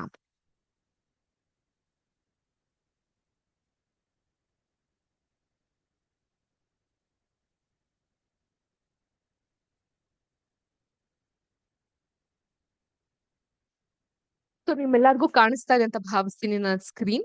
Green house effect. ಸೊ ಇಲ್ಲಿ 3 ವಿಂಡೋಸ್ ಗಳನ್ನ ನೀವು ನೋಡಬಹುದು: ವೇವ್ಸ್, ತರಂಗಗಳು, ಫೋಟಾನ್ಸ್ ಹಾಗೂ ಲೇಯರ್ ಮಾಡೆಲ್. ಸೊ ಮೊದಲನೇದಾಗಿ ವೇವ್ಸ್ ನ ನೋಡೋಣ ನಾವು. ಇಲ್ಲಿ ಎನರ್ಜಿ ಸನ್ಲೈಟ್ ಅಲ್ಲಿ ಹಳದಿ ಬಣ್ಣದ ವೇವ್ಸ್ ನಲ್ಲಿ ಕಾಣಬಹುದು. ಹಾಗೂ ಕೆಂಪು ಬಣ್ಣದ ಇನ್ಫ್ರಾರೆಡ್ ರೇಸ್ ಅಥವಾ ಅತಿ ಕೆಂಪು ವಿಕಿರಣಗಳನ್ನ ನಾವು ಕಾಣ್ತಾ ಹೋಗಬಹುದು. ಹಾಗೆ ಇಲ್ಲಿ ಸೌಂಡ್ ಕೊಡಬಹುದು ಅಥವಾ ಸೌಂಡ್ ಕೊಡದೇನೂ ಇರಬಹುದು. ಸೌಂಡ್ ಕೊಟ್ರೆ ಈ ರೀತಿಯಾಗಿರುತ್ತೆ. ಸೊ ನಮ್ ಕ್ಲಾಸ್ ಟೈಮಲ್ಲಿ ಡಿಸ್ಟರ್ಬ್ ಆಗುತ್ತೆ ಅಂದ್ರೆ ಸೌಂಡ್ ನ ನಾವು ಮ್ಯೂಟ್ ಕೂಡ ಮಾಡಿ ಎಕ್ಸ್‌ಪ್ಲೇನ್ ಮಾಡಬಹುದು. ಇಲ್ಲಿ ಗ್ರೀನ್ ಹೌಸ್ ಗ್ಯಾಸಸ್ ಹಸಿರು ಮನೆ ಅನಿಲಗಳನ್ನ ನಾವು ಕಾಣ್ತಾ ಹೋಗಬಹುದು. ಅಂಡ್ ಇಲ್ಲಿ ಒಂದು ಥರ್ಮೋಮೀಟರ್ ಇದೆ, ಒಂದು ಮಾಪಕ, ನಮ್ಮ ಒಂದು ತಾಪವನ್ನ ಅಳೆಯುವಂತಹ ಮಾಪಕ ಇದೆ. ಇಲ್ಲಿ ಭೂಮಿಯ ಮೇಲ್ಭಾಗ ಇದೆ. ಎನರ್ಜಿ ಬ್ಯಾಲೆನ್ಸ್ ಅನ್ನ ಕೊಟ್ರೆ ಎನರ್ಜಿ ಇನ್ ಅಂಡ್ ಔಟ್ ಆಗೋದು ವಾತಾವರಣದಲ್ಲಿ ಅದು ನಮ್ಗೆ ಕಾಣ್ಲಿಕ್ಕೆ ಸಿಗುತ್ತೆ. ಅದೇ ರೀತಿ ಸರ್ಫೇಸ್ ಟೆಂಪರೇಚರ್ ಅನ್ನ ಕೊಟ್ರೆ ನಮ್ಗೆ ಈ ಭೂಮಿಯ ಸುತ್ತಳತೆಯ ಸುತ್ತ ಎಷ್ಟು ಟೆಂಪರೇಚರ್ ಇದೆ ಅನ್ನೋದು ಸಹ ನಮ್ಗೆ ಗೊತ್ತಾಗ್ತಾ ಹೋಗುತ್ತೆ. ಹಾಗಾದ್ರೆ ನೋಡೋಣ. ನೋಡಿ, ಈಗ ಈ ಹಳದಿ ಬಣ್ಣದ ಸೂರ್ಯನ ಬೆಳಕು ಭೂಮಿಯ ಮೇಲ್ಮೈಯನ್ನ ಸ್ಪರ್ಶಿಸಿದಾಗ ಅದರಿಂದ ಕೆಂಪು ವಿಕಿರಣಗಳು, ಅತಿ ಕೆಂಪು ವಿಕಿರಣಗಳು ಅಥವಾ ಇನ್ಫ್ರಾರೆಡ್ ರೇಸ್ ಅನ್ನ ನಾವು ಕಾಣ್ಲಿಕ್ಕೆ ಸಾಧ್ಯವಾಗ್ತಾ ಇದೆ. ನೋಡಿದ್ರ ಮೂವ್ಮೆಂಟ್ ಅನ್ನೋದು ಆಗ್ತಾ ಇದೆ. ಸೊ ಇದ್ರ ಬಗ್ಗೆ ಮತ್ತಷ್ಟು ನಾನು ನಿಮ್ಗೆ ಹೇಳೋದಾದ್ರೆ, greenhouse effect is a natural process. ಅದು ನೈಸರ್ಗಿಕವಾಗಿ ನಡೆಯುವಂತಹ ವಿದ್ಯಮಾನ. That is not something very new to us. Greenhouse effect ಅಥವಾ ಹಸಿರು ಮನೆ ಪರಿಣಾಮ ಅನ್ನೋದು ಅವಶ್ಯಕ, ಅಗತ್ಯ ಇದೆ ನಮ್ಮ ಭೂಮಿಗೆ. ಇಲ್ಲ ಅಂತ ಹೇಳಿದ್ರೆ ಭೂಮಿಯಲ್ಲಿ ನಾವು ಬದುಕ್ಲಿಕ್ಕೆ ಆಗೋದಿಲ್ಲ, ಬಹಳ ತಣ್ಣಗೆ ಇರುತ್ತೆ ಅಲ್ವಾ. ಸೊ ಏನಿದು, certain gases in the atmosphere trap the heat. ಕೆಲವೊಂದು ಈ ಹಸಿರು ಮನೆ ಅನಿಲಗಳು ಏನಿರುತ್ತೆ ವಾತಾವರಣದಲ್ಲಿ, ಅವು ಹೀಟ್ ಅನ್ನ, ತಾಪವನ್ನ ಸೆರೆ ಹಿಡಿದಿಡುತ್ತೆ. ಸೊ ಭೂಮಿಯನ್ನ ಬೆಚ್ಚಗೆ ಇಡ್ಲಿಕ್ಕೆ ಇಲ್ಲಿ ಮನುಷ್ಯರು ಮಾತ್ರ ಅಲ್ಲ, ಪ್ರಾಣಿಗಳು ಎಲ್ಲವೂ ಕೂಡ ವಾಸ ಮಾಡ್ಲಿಕ್ಕೆ ಯೋಗ್ಯ ಆಗಿರುವಂತಹ ಜಾಗವನ್ನ ಮಾಡ್ಕೊಡುತ್ತೆ.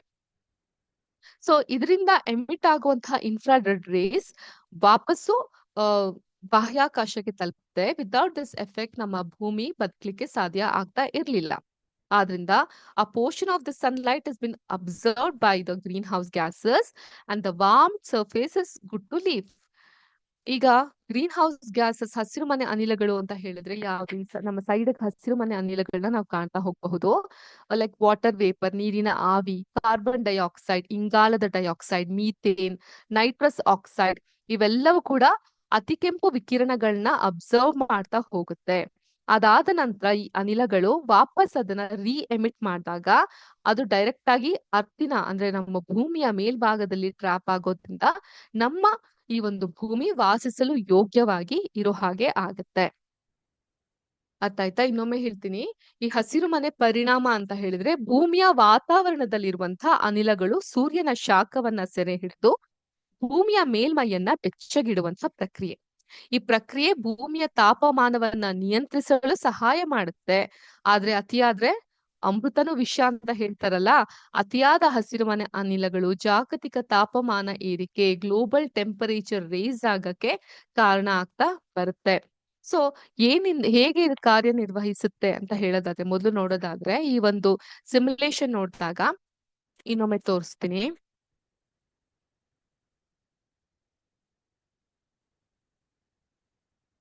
ಈ ಸಿಮ್ಯುಲೇಷನ್ ನೀವು ನೋಡ್ತಾ ಹೋದಾಗ ಹಗಲಿನ ವೇಳೆಯಲ್ಲಿ ಸೂರ್ಯನ ಬೆಳಕು ಭೂಮಿಯ ವಾತಾವರಣದ ಮೂಲಕ ಹಾದು ಹೋಗಿ ಭೂಮಿಯ ಮೇಲ್ಮೈಯನ್ನ ಬೆಚ್ಚಗಾಗಿಸ್ತಾ ಇದೆ. ಆಸ್ ಯು ಕ್ಯಾನ್ ಸಿ ಇಲ್ಲಿ. ಆಯ್ತಾ? ರಾತ್ರಿಯಲ್ಲಿ ಭೂಮಿಯ ಶಾಖವನ್ನು ಬಾಹ್ಯಾಕಾಶಕ್ಕೆ ವಿಕಿರಣಗೊಳಿಸ್ತಾ ಹೋಗುತ್ತೆ. ಹಸಿರು ಮನೆ ಅನಿಲಗಳು, greenhouse gases like carbon dioxide, nitrous oxide, ozone, ಇವೆಲ್ಲವೂ ಈ ಶಾಖವನ್ನ ಹೀರ್ಕೊಂಡು ವಾತಾವರಣದಲ್ಲಿ ಹಿಡಿದಿಟ್ಕೊಳ್ಳುತ್ತೆ. ಇದು ಭೂಮಿಯ ಮೇಲ್ಮೈನ ತಾಪಮಾನವನ್ನ ಹೆಚ್ಚಿಸುತ್ತೆ. ಆದ್ರೆ ಈ ಒಂದು ಪ್ರಕ್ರಿಯೆ ಹೆಚ್ಚಾದಾಗ, if I would increase the green house gas here, ಇದನ್ನ ಇನ್ಕ್ರೀಸ್ ಮಾಡಿದಾಗ ಏನಾಗ್ತಾ ಇದೆ ನೋಡಬಹುದು. ನಿಮ್ಮ ಎಡಭಾಗದಲ್ಲಿ ಟೆಂಪರೇಚರ್ ರೇಸ್ ಆಗ್ತಾ ಇದೆ, ಭೂಮಿಯ ಮೇಲ್ಮೈ ಕೆಂಪಾಗ್ತಾ ಇದೆ. ಈ ಅತಿ ಕೆಂಪು ವಿಕಿರಣ ಇನ್ಫ್ರಾರೆಡ್ ರೇಸ್ ತುಂಬಾ ದಪ್ಪನಾಗಿ ಆಗ್ತಾ ಇದೆ. ಹೆಚ್ಚಿನ ಪ್ರಮಾಣದ ಹಸಿರುಮನೆ ಅನಿಲಗಳು ವಾತಾವರಣದಲ್ಲಿ ಸಂಗ್ರಹವಾದಾಗ ಅವು ಹೆಚ್ಚು ಶಾಖವನ್ನು ಹಿಡಿದಿಟ್ಕೊಳ್ಳುತ್ತೆ. ಇದರಿಂದ ಜಾಗತಿಕ ತಾಪಮಾನ ಅನ್ನೋದು ಏರಿಕೆ ಆಗ್ತಾ ಇದೆ. ಸೊ ಈಗ ಜಾಗತಿಕ ತಾಪಮಾನ ಏರಿಕೆ ಆಗೋದ್ರಿಂದ ಏನಾಗುತ್ತೆ, ಎಷ್ಟೋ ಸಲ ಬೇಸಿಗೆ ಕಾಲದಲ್ಲಿ ಸಂಜೆ ಬಹಳ ತಂಪಾದ ಗಾಳಿ ಬೀಸುತ್ತೆ ಅಲ್ವಾ. ಸೊ ಆ ತಂಪು ಗಾಳಿ ಬೇಕು ಅಂತ ಕಿಟಕಿ ಬಾಗ್ಲು ಅಥವಾ ಮನೆಯ ಬಾಗ್ಲನ್ನ ತೆಗೆದಾಗ ಸೆಕೆ ಗಾಳಿ, ಬಿಸಿ ಗಾಳಿ ಬೀಸ್ಲಿಕ್ಕೆ ಶುರುವಾಗುತ್ತೆ. ಉಸಿರು ಕಟ್ಟುವಂತಹ ವಾತಾವರಣ ಉಂಟಾಗುತ್ತೆ. ಒಂದು ಫ್ಯಾನೋ ಎಸಿನೋ ಬೇಕೇ ಬೇಕು ಅನ್ಸೋ ಹಾಗಾಗತ್ತೆ. ಅಥವಾ ಮಳೆಗಾಲ ಅಲ್ದೇ ಇರೋಂತಹ ಕಾಲದಲ್ಲಿ ವಿಪರೀತ ಮಳೆ. ಇತ್ತೀಚೆಗೆ ನಾವು ಕರ್ನಾಟಕದಲ್ಲಿ ನೋಡ್ಸಂಗೆ ವಿಪರೀತವಾದಂತಹ ಮಳೆ, ಹವಾಮಾನದಲ್ಲಿ ವೈಪರೀತ್ಯ ಉಂಟಾಗೋದು, ಈ ಒಂದು ಮಂಜುಗಡ್ಡೆ ಕರ್ಗೋದು. ಮಂಜುಗಡ್ಡೆ ಕರ್ಗಿ ಏನಾಗುತ್ತೆ? ಸಮುದ್ರವನ್ನ ಸೇರುತ್ತೆ, ಸಮುದ್ರದ ಮಟ್ಟ ಏರುತ್ತೆ, ಅದು ಪ್ರವಾಹವಾಗಿ ಆಚೆ ಹೊರ ಹೊಮ್ಮುತ್ತೆ. ಈ ಕರಾವಳಿ ಪ್ರದೇಶ, people who are residing in coastal region, ಅವ್ರಗಳಿಗೆ ಅದರಿಂದ ತೊಂದರೆ ಉಂಟಾಗುತ್ತೆ, ಪ್ರವಾಹ ಭೀತಿ ಉಂಟಾಗುತ್ತೆ, ಭೂಕುಸಿತ ಉಂಟಾಗುತ್ತೆ. ಇಂತಹ ಸಮಸ್ಯೆಗಳೆಲ್ಲ ಅತಿ ಹೆಚ್ಚು ಹಸಿರು ಮನೆಯ ಅನಿಲಗಳಿಂದ ಉಂಟಾಗುವಂಥದ್ದು. ಇದನ್ನ ಬರೀ ವೇವ್ಸ್ ಮೂಲಕ ಮಾತ್ರ ನಾವು ಮಕ್ಳಿಗೆ ತೋರಿಸಬಹುದಲ್ಲ, ಫೋಟೋನ್ಸ್ ಗಳ ಮೂಲಕ ಕೂಡ ನಾವು ಇದನ್ನ ತೋರಿಸಬಹುದು ಮಕ್ಕಳಿಗೆ. ಫೋಟೋನ್ಸ್ ನ ಸ್ವಲ್ಪ ನಿಧಾನವಾಗಿ ತೋರಿಸ್ತೀನಿ ನಾನು, ಸ್ಲೋ ಆಗಿ ತೋರಿಸಿ 3 ಫೋಟೋನ್ಸ್ ಹಾಕಿ, ಎನರ್ಜಿ ಬ್ಯಾಲೆನ್ಸ್ ಫ್ಲಕ್ಸ್ ಮೀಟರ್ ಹಾಕಿ, ಗ್ರೀನ್ ಹೌಸ್ ಗ್ಯಾಸ್ ನ ಮಧ್ಯಮದಲ್ಲಿ ಇಟ್ಟಿದ್ದೀನಿ. ಇನ್ನ ತೀರಾ ಕಮ್ಮಿ ಮಾಡ್ಕೊಳಕ್ಕೂ ಆಗಲ್ಲ, ಬಿಕಾಸ್ ಹಸಿರು ಮನೆ ಅನಿಲಗಳು ಬೇಕು ನಮ್ಗೆ ಭೂಮಿ ಯೋಗ್ಯವಾಗಿ ಇರ್ಲಿಕ್ಕೆ, ವಾಸಿಸಕ್ಕೆ. ಆದ್ರೆ ಇದು ಕಮ್ಮಿಯಲ್ಲಿ ಇಟ್ಟಾಗ ಈ ರೀತಿ ಸೂರ್ಯನ ಬೆಳಕು ಭೂಮಿಯನ್ನ ಸ್ಪರ್ಶಿಸಿ ಅಲ್ಲಿ ಅತಿ ಕೆಂಪು ವಿಕಿರಣಗಳನ್ನ ಈ ಫೋಟೋನ್ಸ್ ಮೂಲಕ ನಾವು ತೋರಿಸಬಹುದು. ಮಕ್ಕಳಿಗೆ ಇನ್ನೂ ಅಟ್ರಾಕ್ಟಿವ್ ಆಗುತ್ತೆ. ನೀವು ಇಲ್ಲಿ ಫ್ಲಕ್ಸ್ ಮೀಟರ್ ನಲ್ಲಿ ಗಮನಿಸಬಹುದು, ಈ ನಿಧಾನವಾಗಿ ಈ ಅತಿ ಕೆಂಪು ವಿಕಿರಣಗಳು ಸಾಕ್ತಾ ಇದೆ, ಮತ್ತೆ ಈ ಎನರ್ಜಿ ಕೂಡ ಬ್ಯಾಲೆನ್ಸ್ಡ್ ಆಗೇ ಇದೆ ಅಂತ. ಆದ್ರೆ ನಾನಿಲ್ಲಿ ಈ ಗ್ರೀನ್ ಹೌಸ್ ಗ್ಯಾಸ್ ಅನ್ನ ಹೆಚ್ಚು ಮಾಡಿದ್ರೆ, ಹಸಿರು ಮನೆ ಅನಿಲಗಳನ್ನ ಹೆಚ್ಚು ಮಾಡಿದಾಗ ಏನಾಗ್ತಾ ಇದೆ ನೀವು ನೋಡಬಹುದು, ಫ್ಲಕ್ಸ್ ಮೀಟರ್ ಎಕ್ಸ್ಪ್ಯಾಂಡ್ ಆಗ್ತಾ ಇದೆ, ಎನರ್ಜಿ ಬ್ಯಾಲೆನ್ಸ್ ಆಗ್ತಾ ಇಲ್ಲ, ಭೂಮಿ ಕೆಂಪಗಾಗ್ತಾ ಇದೆ, ಹಾಗೂ ಥರ್ಮೋಮೀಟರ್ ನಲ್ಲಿ ಈ ಒಂದು ಶಾಖ ಏರಿಕೆ ಆಗ್ತಾ ಇದೆ. ಸೊ ವಿಪರೀತದ ಶೆಕೆಯ ವಾತಾವರಣ ಉಂಟಾಗುತ್ತೆ. ಹಾಗೇನೆ ಇದನ್ನ ನಾವು ಲೇಯರ್ ಮಾಡೆಲ್ ಅಲ್ಲೂ ಕೂಡ ನೋಡಬಹುದು. ಈಗ ಫೋಟೋನ್ಸ್ ನ ನಾರ್ಮಲ್ ಅಲ್ಲಿ ಇಟ್ಟಿದ್ದೀನಿ. ಈಗ ನೋಡಿದಾಗ ಈ ಫೋಟೋನ್ಸ್ ಗಳು ಭೂಮಿಯನ್ನ ತಲುಪ್ತಾ ಇದ್ದಂಗೆ ಹಗಲಿನ ವೇಳೆಯಲ್ಲಿ ಅತಿ ಕೆಂಪು ವಿಕಿರಣಗಳು ಪಾಸ್ ಆಗೋದನ್ನ ನಾವು ಕಾಣ್ತಾ ಹೋಗ್ತೀವಿ. ಸೊ ಇದರಿಂದ ನಾ ಹೇಳ್ದಂಗೆ ಹಸಿರು ಮನೆ ಪರಿಣಾಮದ ಫಲವಾಗಿ ಗ್ಲೋಬಲಿ ಜಾಗತಿಕ ತಾಪಮಾನ ಏರಿಕೆ ಆಗ್ತಾ ಬರುತ್ತೆ, ತಾಪಮಾನ ಹೆಚ್ಚಾಗುತ್ತೆ, ಹವಾಮಾನದಲ್ಲಿ ಬದಲಾವಣೆಯನ್ನ ನಾವು ಕಾಣ್ತಾ ಹೋಗಬಹುದು. ನೀವು ನೋಡಬಹುದು ಇನ್ಫ್ರಾರೆಡ್ ರೇಸ್ ಈ ಫ್ಲಕ್ಸ್ ಮೀಟರ್ ಅಲ್ಲಿ ಯಾವ ರೀತಿ ಎಕ್ಸ್ಪ್ಯಾಂಡ್ ಆಗ್ತಾ ಇದೆ ಅಂತ ಅಂದ್ಬಿಟ್ಟು. ಎನರ್ಜಿ ಬ್ಯಾಲೆನ್ಸ್ ಕೂಡ ಹೋಗ್ತಾ ಇದೆ, ಅಂಡ್ ಟೆಂಪರೇಚರ್ ಕೂಡ ಸಿಕ್ಕಾಪಟ್ಟೆ ಜಾಸ್ತಿ ಆಗ್ತಾ ಇದೆ. ಆದ್ರಿಂದ ಸಮುದ್ರದ ಮಟ್ಟ ಏರಿಕೆ ಆಗುವಂತದ್ದು, ಹವಾಮಾನದಲ್ಲಿ ಬದಲಾವಣೆ, ಪ್ರವಾಹ, ಚಂಡಮಾರುತ, ಬರ, ತೀವ್ರ ಶಾಖದ ಅಲೆಗಳು ಈ ರೀತಿ ಕಾಣಬಹುದು. ಇದಕ್ಕೆ ನಮ್ಮ ಪರಿಸರ ವ್ಯವಸ್ಥೆಯ ಮೇಲೂ ಕೂಡ ಪರಿಣಾಮ ಬೀಳುತ್ತೆ, ಲೈಕ್ ಅರಣ್ಯ ನಾಶ, ಡಿಫಾರೆಸ್ಟೇಷನ್, ಮತ್ತೆ extinct of plants and animals, ಜೀವದ ವೈವಿಧ್ಯತೆ ನಷ್ಟ ಆಗೋದು, ನೀರಿನ ಕೊರತೆ ಉಂಟಾಗೋದು, ಅಂತರ್ಜಲ ಕುಸಿತ ಆಗೋದು, ಮತ್ತೆ ಈ ಜಾಗತಿಕ ತಾಪಮಾನ ಏರಿಕೆಯನ್ನ ತಡಿಲಿಕ್ಕೆ ಹಸಿರುಮನೆ ಅನಿಲಗಳ ಹೊರಸೂಸುವಿಕೆಯನ್ನ ಕಡಿಮೆ ಮಾಡೋದಿದೆಯಲ್ಲ, ಅದು ಅತ್ಯಗತ್ಯ. ಲೈಕ್ ಅಫಾರೆಸ್ಟೇಷನ್ ಮಾಡೋದ್ರಿಂದ, ಹೆಚ್ಚು ಮರಗಳನ್ನ, ಕಾಡುಗಳನ್ನ ಬೆಳೆಸೋದ್ರಿಂದ, ವೈಜ್ಞಾನಿಕವಾದಂತಹ ರೀತಿಯಲ್ಲಿ ಕೃಷಿಯನ್ನ ಮಾಡೋದ್ರಿಂದ, ಆಗಾಗ ನಮ್ಮ ಗಾಡಿಗಳ ಎಮಿಷನ್ ಟೆಸ್ಟ್ ಅನ್ನ ನಾವು ಮಾಡಿಸೋದ್ರಿಂದ ಈ ಹಸಿರು ಮನೆಯ ಅನಿಲದ ಪರಿಣಾಮಗಳನ್ನ ನಾವು ಕಮ್ಮಿ ಮಾಡ್ತಾ ಬರಬಹುದು. ಸೊ ಈ ರೀತಿಯಾಗಿ ಹಸಿರು ಮನೆಯ ಅನಿಲದ ಕುರಿತು ಮಕ್ಕಳಿಗೆ ಪಾಠ ಮಾಡ್ಲಿಕ್ಕೆ ಈ ಒಂದು ಸಿಮ್ಯುಲೇಷನ್ ನ ಬಳಕೆಯನ್ನ ನಾವು ಮಾಡ್ತಾ ಹೋಗಬಹುದು. ಈಗ ಒಂದು ಗಂಭೀರವಾದಂತಹ ವಿಷಯದ ಕುರಿತು ಕೂಡ ಸಿಮ್ಯುಲೇಷನ್ ನ ಕಲ್ತ್ವಿ, ಶಕ್ತಿಯ ಆಕಾರಗಳ ಕುರಿತು ಕೂಡ ಸಿಮ್ಯುಲೇಷನ್ ನ ಕಲ್ತ್ವಿ. ಸೊ ಸಿಮ್ಯುಲೇಷನ್ ಅಲ್ಲಿ ಬರೀ ಈ ತರ ಕಾನ್ಸೆಪ್ಟ್ ಎಕ್ಸ್ಪ್ಲನೇಷನ್ ಮಾತ್ರ ಇದೆಯಾ? ಸ್ವಲ್ಪ ಫನ್ ಫೀಲ್ಡ್ ಆಗಿರೋ ಸಿಮ್ಯುಲೇಷನ್ ಇದ್ರೆ ಮಕ್ಕಳನ್ನ ತುಂಬಾ ಚೆನ್ನಾಗಿ ಅಟ್ರಾಕ್ಟ್ ಮಾಡಬಹುದು ಅಂತ ನಿಮ್ಗೆ ಅನ್ಸುತ್ತೆ. ಸೊ ಹಾಗಿರುವಂತಹ ಮತ್ತೊಂದು ಸಿಮ್ಯುಲೇಷನ್ ನೋಡೋಣ. ಸೊ ಅದಕ್ಕಿಂತ ಮುಂಚೆ ನಮ್ಮ ಕನ್ನಡದಲ್ಲಿ ಒಂದು ಹಾಡಿದೆ, ಏಳು ಸ್ವರವು ಸೇರಿ ಸಂಗೀತವಾಯಿತು, ಏಳು ಬಣ್ಣ ಸೇರಿ ಬಿಳಿಯ ಬಣ್ಣವಾಯಿತು ಅಂತ. ಕೇಳಿದ್ದೀರಿ ಈ ಹಾಡನ್ನ? ನಾವೆಲ್ಲ ಚಿಕ್ಕವರಿದ್ದಾಗ ಒಂದು ಡೌಟ್ ಇರೋದು, ಏಳು ಬಣ್ಣ ಸೇರಿದ್ರೆ ಬಿಳಿಯ ಬಣ್ಣ ಆಗುತ್ತಾ, ಅದ್ ಹೇಗಾಗುತ್ತಪ್ಪ ಅಂತ. ಸೊ ಅವಾಗೆಲ್ಲ ಮಕ್ಕಳಿಗೆ ಈಗಿರೋಷ್ಟು ವ್ಯವಸ್ಥೆ ಎಲ್ಲ ನಮ್ಗೆ ಇರ್ತಿರ್ಲಿಲ್ಲ. ಈ ಬಣ್ಣಗಳದು ಸರ್ಕಲ್ ತರ ಇರೋದು, ಜೋರಾಗಿ ಅದನ್ನ ಹಿಂಗ್ ತಿರುಗಿಸಿದಾಗ ಬಿಳಿಯ ಬಣ್ಣ ಬರೋದು. ಸೊ ಅದ್ ನಮ್ಗೆ ಒಂಥರ ಏನೋ ಒಂದ್ ದೊಡ್ಡ ಕೌತುಕತೆಯನ್ನ ಮೂಡ್ಸೋದು ಮನ್ಸಿನಲ್ಲಿ. ಸೊ ಅದೇ ರೀತಿ ಕೌತುಕತೆಯನ್ನ ನಾವು ಸಿಮ್ಯುಲೇಷನ್ ಮೂಲಕ ಕೂಡ ಈಗ ಕಲಿತಾ ಹೋಗಬಹುದು. ಸೊ ಈ ಸಿಮ್ಯುಲೇಷನ್ ಹೆಸರು ಕಲರ್ ವಿಷನ್. ಇದು ನಾವು ಮಕ್ಕಳಿಗೆ ಬಣ್ಣಗಳ ಕುರಿತು ಪಾಠ ಮಾಡ್ಬೇಕಾದ್ರೆ, ಅಥವಾ 10ನೇ ಕ್ಲಾಸ್ ನಲ್ಲಿ ಕಂಟ್ರೋಲಿಂಗ್ ಅಂಡ್ ಕೋಆರ್ಡಿನೇಷನ್ ಅಂತ ಒಂದು ಪಾಠ ಇರುತ್ತೆ, ನಿಯಂತ್ರಣ ಮತ್ತು ಸಹಭಾಗಿತ್ವ ಅಂತ. ಆ ಒಂದು ಪಾಠದ ಎಕ್ಸ್ಪ್ಲನೇಷನ್ ಮಾಡ್ತಿರ್ಬೇಕಾದ್ರೆ, ಅಥವಾ ಈ ಮೊನೋಕ್ರೋಮಾಟಿಕ್ ಲೈಟ್, ಏಕವರ್ಣದ ಬಣ್ಣಗಳು, ಇವುಗಳ ಬಗ್ಗೆ ಪಾಠ ಮಾಡ್ಬೇಕಾದ್ರೆ ಕಡ್ಡಾಯವಾಗಿ ಈ ಒಂದು ಸಿಮ್ಯುಲೇಷನ್ ನ ತೋರಿಸಬಹುದು. ಸೊ ಅದು ಅವ್ರಿಗೆ ತುಂಬಾ ನೀಟಾಗಿ ಅರ್ಥ ಆಗುತ್ತೆ.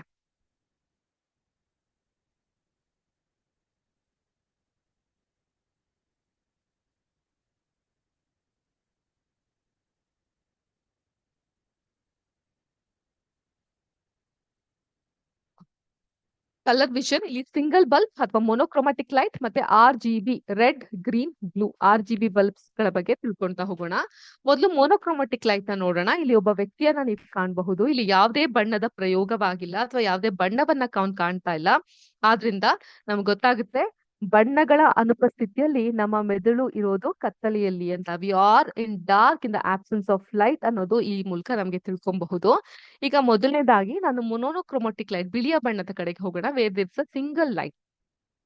ಇದನ್ನ ನೀವು ಫ್ಲಾಶ್ ಲೈಟ್ ಮೂಲಕ ಆದ್ರೂ ನೋಡ್ಬೋದು, ಫೋಟೋನ್ಸ್ ಗಳ ಮೂಲಕ ಆದ್ರೂ ನೋಡಬಹುದು. ಫೋಟೋನ್ಸ್ ನಲ್ಲಿ ನೋಡ್ತಾ ಇರಬಹುದು ಎಲ್ಲಾ ಬಣ್ಣಗಳ ಮಿಶ್ರಣ ನಮ್ಗೆ ಬಿಳಿಯ ಬಣ್ಣ ಕಾಣ್ತಾ ಇದೆ ಅಂತ. ಇದನ್ನ ಸವಿಸ್ತಾರವಾಗಿ ಮುಂದೆ ಹೇಳ್ತೀನಿ.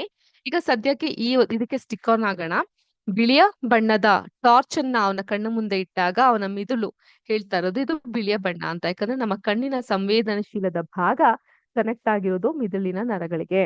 ಸೊ ಆದ್ರಿಂದ ಇಲ್ಲಿಂದ ವಿಷಯಗಳ ರವಾನೆ ಅನ್ನೋದು ಆಗ್ತಾ ಇರುತ್ತೆ. ಸೊ ಟಾರ್ಚ್ ಅವನ ಕಣ್ಮುಂದೆ ಬಿಳಿಯ ಬಣ್ಣದ ಟಾರ್ಚ್ ಅನ್ನು ಹಾಕಿದಾಗ ಬಿಳಿಯ ಬಣ್ಣ ಅವನ್ಗೆ ನೆನಪಾಗುತ್ತೆ. ಅದೇ ರೀತಿ ಬೇರೆ ಬೇರೆ ಬಣ್ಣಗಳನ್ನ ಹಾಕಿದಾಗ ಅರ್ಶಿನ, ಕೇಸರಿ, ಕೆಂಪು, ಗಾಢ ಕೆಂಪು, brown, blue, purple, sky blue, scion colour, green colour, ಈ ರೀತಿ ಬಣ್ಣಗಳ ಟಾರ್ಚ್ ನ ಅವನ ಕಣ್ಮುಂದೆ ಹಾಕಿದಾಗ ಆಯಾ ಬಣ್ಣಗಳು ಅವನ ಮೆದುಳು ರಿಜಿಸ್ಟರ್ ಮಾಡ್ಕೊಳ್ಲಿಕ್ಕೆ ಶುರುವಾಗತ್ತೆ. ಆದ್ರೆ ಇಲ್ಲೊಂದು ಟ್ವಿಸ್ಟ್ ಇದೆ. ಸೊ ಅದೇನಪ್ಪಾ ಅಂತ ಹೇಳಿದ್ರೆ ಒಂದು ಫಿಲ್ಟರ್ ನ ಇಟ್ಟಾಗ, ಒಂದು ಅರಿಶಿಣದ ಫಿಲ್ಟರ್ ನ ಇಟ್ಟಾಗ ಅವನ ಕಣ್ಣು ಯಾವುದೇ ಬಣ್ಣವನ್ನ ಗ್ರಹಿಸ್ಲಿಕ್ಕೆ ಸಾಧ್ಯವಾಗ್ತಾ ಇಲ್ಲ. ಸಾಮಾನ್ಯವಾಗಿ ನಮ್ಗೆ ಈ ಕಣ್ಣಿನ ಆಪರೇಷನ್ ಏನಾದ್ರು ಆದ್ರೆ ಒಂದು ಕಪ್ ಸ್ಪೆಕ್ಸ್ ನ ಕೊಡ್ತಾರೆ ಕಣ್ಣಿಗೆ ಹಾಕ್ಲಿಕ್ಕೆ. ಸೊ ಆ ಕಪ್ಪು ಕನ್ನಡಕ ಹಾಕ್ದಾಗ ನಮ್ಗೆ ಕಾಣೋದೆಲ್ಲ ಯಾವ್ದು ಕಪ್ಪಾಗೆ ಕಾಣುತ್ತೆ ಅಲ್ವಾ. ಅಥವಾ ಈ ಶೇಡ್ಸ್ ಗಳು ಬರುತ್ತೆ, ರೋಸ್ ಕಲರ್ ಶೇಡ್ಸ್, ಕೆಂಪು ಬಣ್ಣದ ಸ್ಪೆಕ್ಸ್ ಗಳು ಅಥವಾ ಹಸಿರು ಬಣ್ಣದ್ದು, ಅರಿಶಿನ ಬಣ್ಣದ್ದು, ಅವುಗಳನ್ನೆಲ್ಲ ಹಾಕಿದಾಗ ನಮ್ಗೆ ಡಾಮಿನೆಂಟ್ ಆಗಿ ಕಾಣಿಸುವಂತಹ ಕಲರ್ ಯಾವ್ದು? ಕೆಂಪು ಅಥವಾ ಅರಿಶಿನ. ಅದನ್ನ ಕೂಡ ನಾವು ಈ ಸಿಮ್ಯುಲೇಷನ್ ಅಲ್ಲಿ ಎಕ್ಸ್ಪ್ಲೇನ್ ಮಾಡಬಹುದು.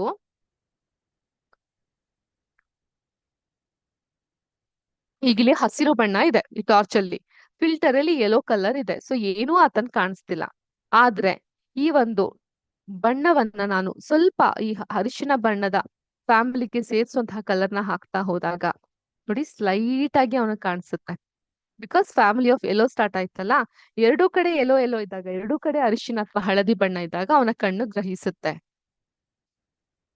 ಸೊ ಆ ಫ್ಯಾಮಿಲಿ ಆಫ್ ಕಲರ್ ಬಂದಾಗ ಅವನ ಕಣ್ಣು ಗ್ರಹಿಸುತ್ತೆ. ಅದು ಸ್ವಲ್ಪ ದೂರ ಆಗ್ತಿದ್ದಂಗೆ, ಈಗ ಲೈಟ್ ಎಲ್ಲೋ ಆಗ್ತಾ ಇದ್ದಂಗೆ ಅವನ ಕಣ್ಣು ಅದನ್ನ ಸಂಪೂರ್ಣವಾಗಿ ಗ್ರಹಿಸೋದನ್ನ ನಿಲ್ಸುತ್ತೆ. ಯಾಕಂದ್ರೆ ಬೇರೆ ಬಣ್ಣ ಕೇಸರಿ ಬಣ್ಣ ಬಂದಿದೆ. ಅದೇ ರೀತಿ ಇಲ್ಲೂ ಕೂಡ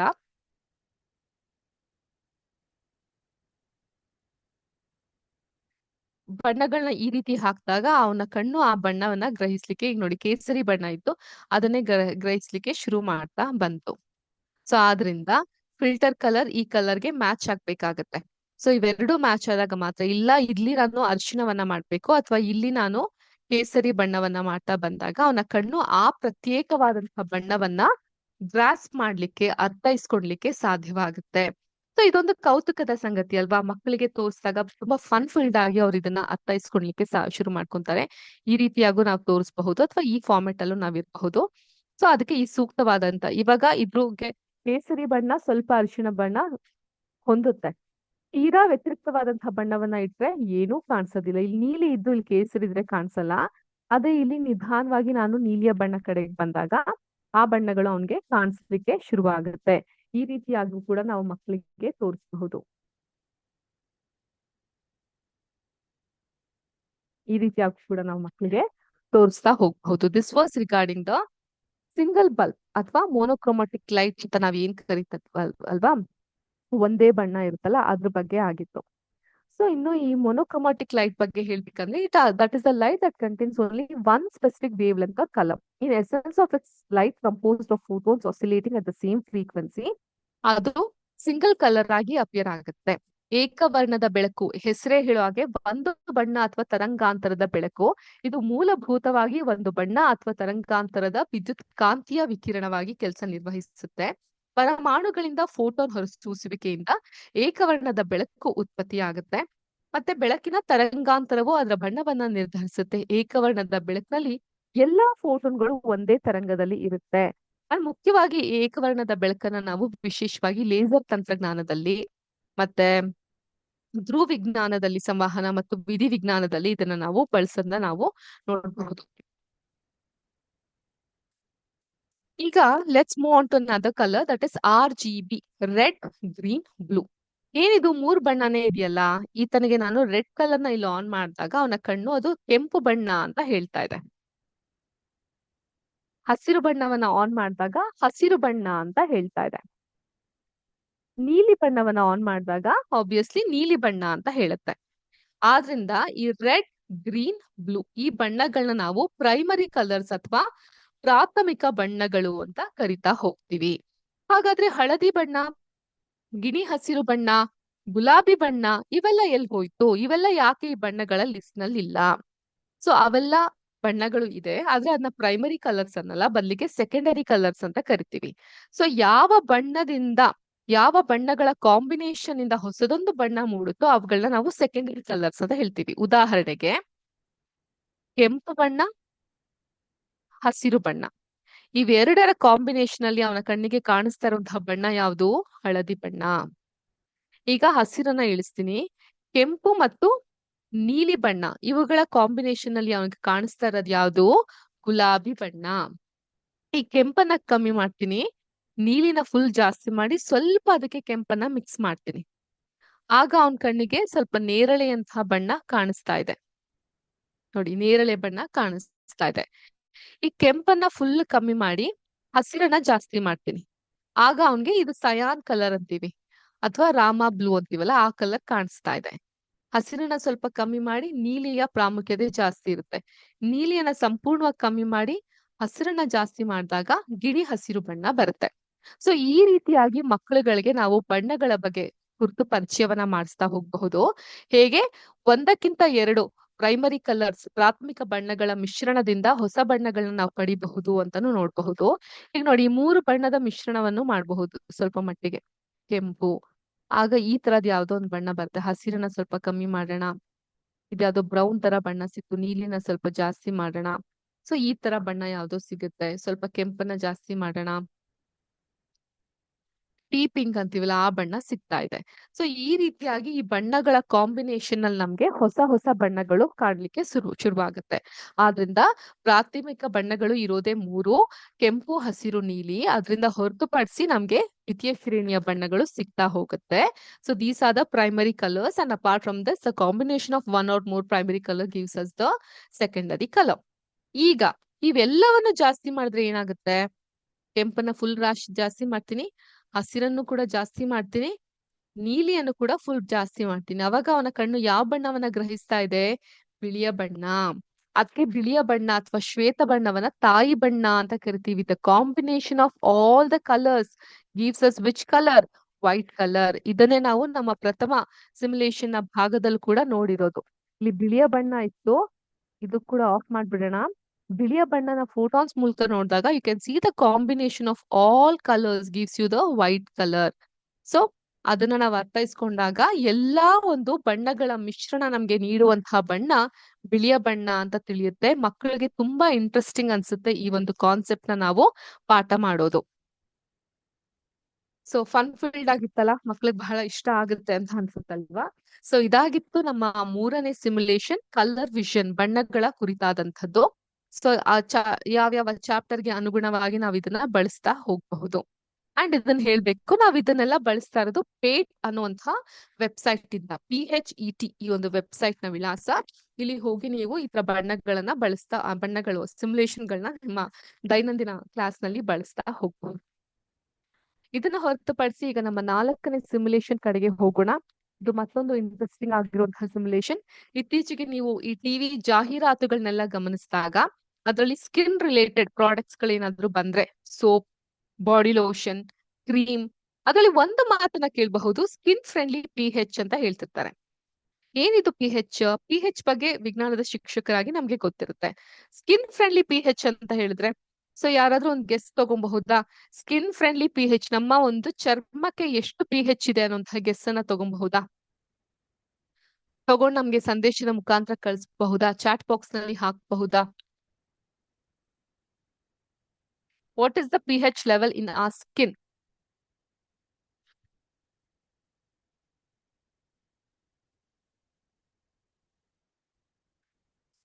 can we get some responses? ನಿಮ್ಮಿಂದ ಕೆಲವೊಂದು ರೆಸ್ಪಾನ್ಸ್ ಗಳನ್ನ ಎಕ್ಸ್ಪೆಕ್ಟ್ ಮಾಡಬಹುದಾ ನಾವು?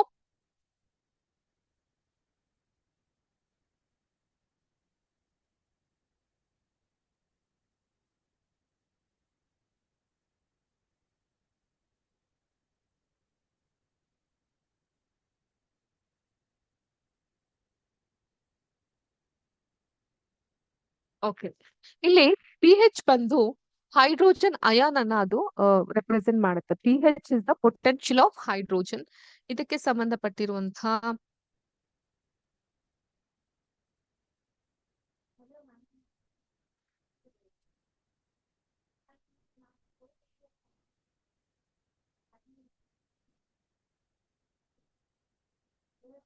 ಸೊ ಯಾರಾದ್ರೂ ಗೆಸ್ ಮಾಡಬಹುದಲ್ವಾ ನಮ್ಮ ಸ್ಕಿನ್ ಮೇಲೆ ಇರುವಂತಹ ಪಿ ಹೆಚ್ ಎಷ್ಟಿರಬಹುದು ಅನ್ನೋಂತಹ ಒಂದು ವೈಲ್ಡ್ ಗೆಸ್ ನ ನೀವು ತೆಗೆದುಕೊಬಹುದು. ಸೊ ತಗೊಂಡು ಹಾಕಬಹುದು. ಈಗ ಸದ್ಯಕ್ಕೆ ಮ್ಯಾಕ್ರೋ ಲೆವೆಲ್ ಇರುವಂತಹ ಪಿ ಹೆಚ್ ನ ನಾವು ಕಲಿತಾ ಹೋಗೋಣ.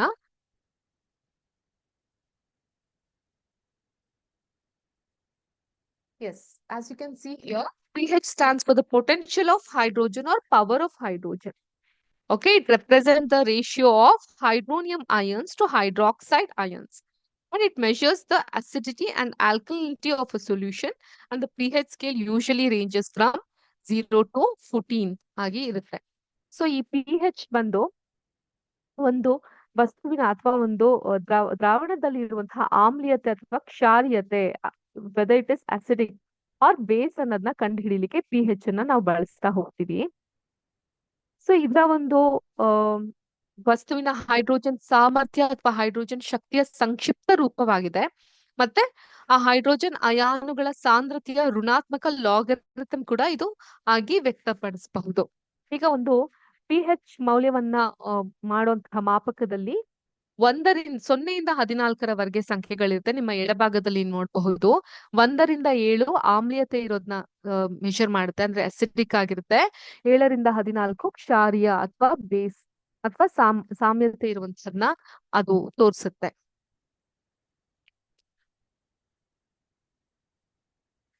ಸೊ ಇಲ್ಲಿ 7 ತಟಸ್ಥವಾಗಿರುತ್ತೆ, ಸಂಪೂರ್ಣವಾಗಿ ಕ್ಷಾರ ಗುಣ ಅಥವಾ ಆಮ್ಲ ಗುಣ ಇದೆ, ಅದು ನ್ಯೂಟ್ರಲ್ ಆಗಿ ಇರುತ್ತೆ. ಆದ್ರಿಂದ ಇದು ಒಂದು ಒಂದು ದ್ರಾವಣದಲ್ಲಿರುವಂತಹ ಆಮ್ಲೀಯತೆ ಅಥವಾ ಮೂಲಭೂತತೆ ಅಂದ್ರೆ ಬೇಸಿಕ್ ನ ನಾವು ಟೆಸ್ಟ್ ಮಾಡ್ಲಿಕ್ಕೆ ಈ ಪಿ ಹೆಚ್ ನ ಬಳಸ್ತೀವಿ.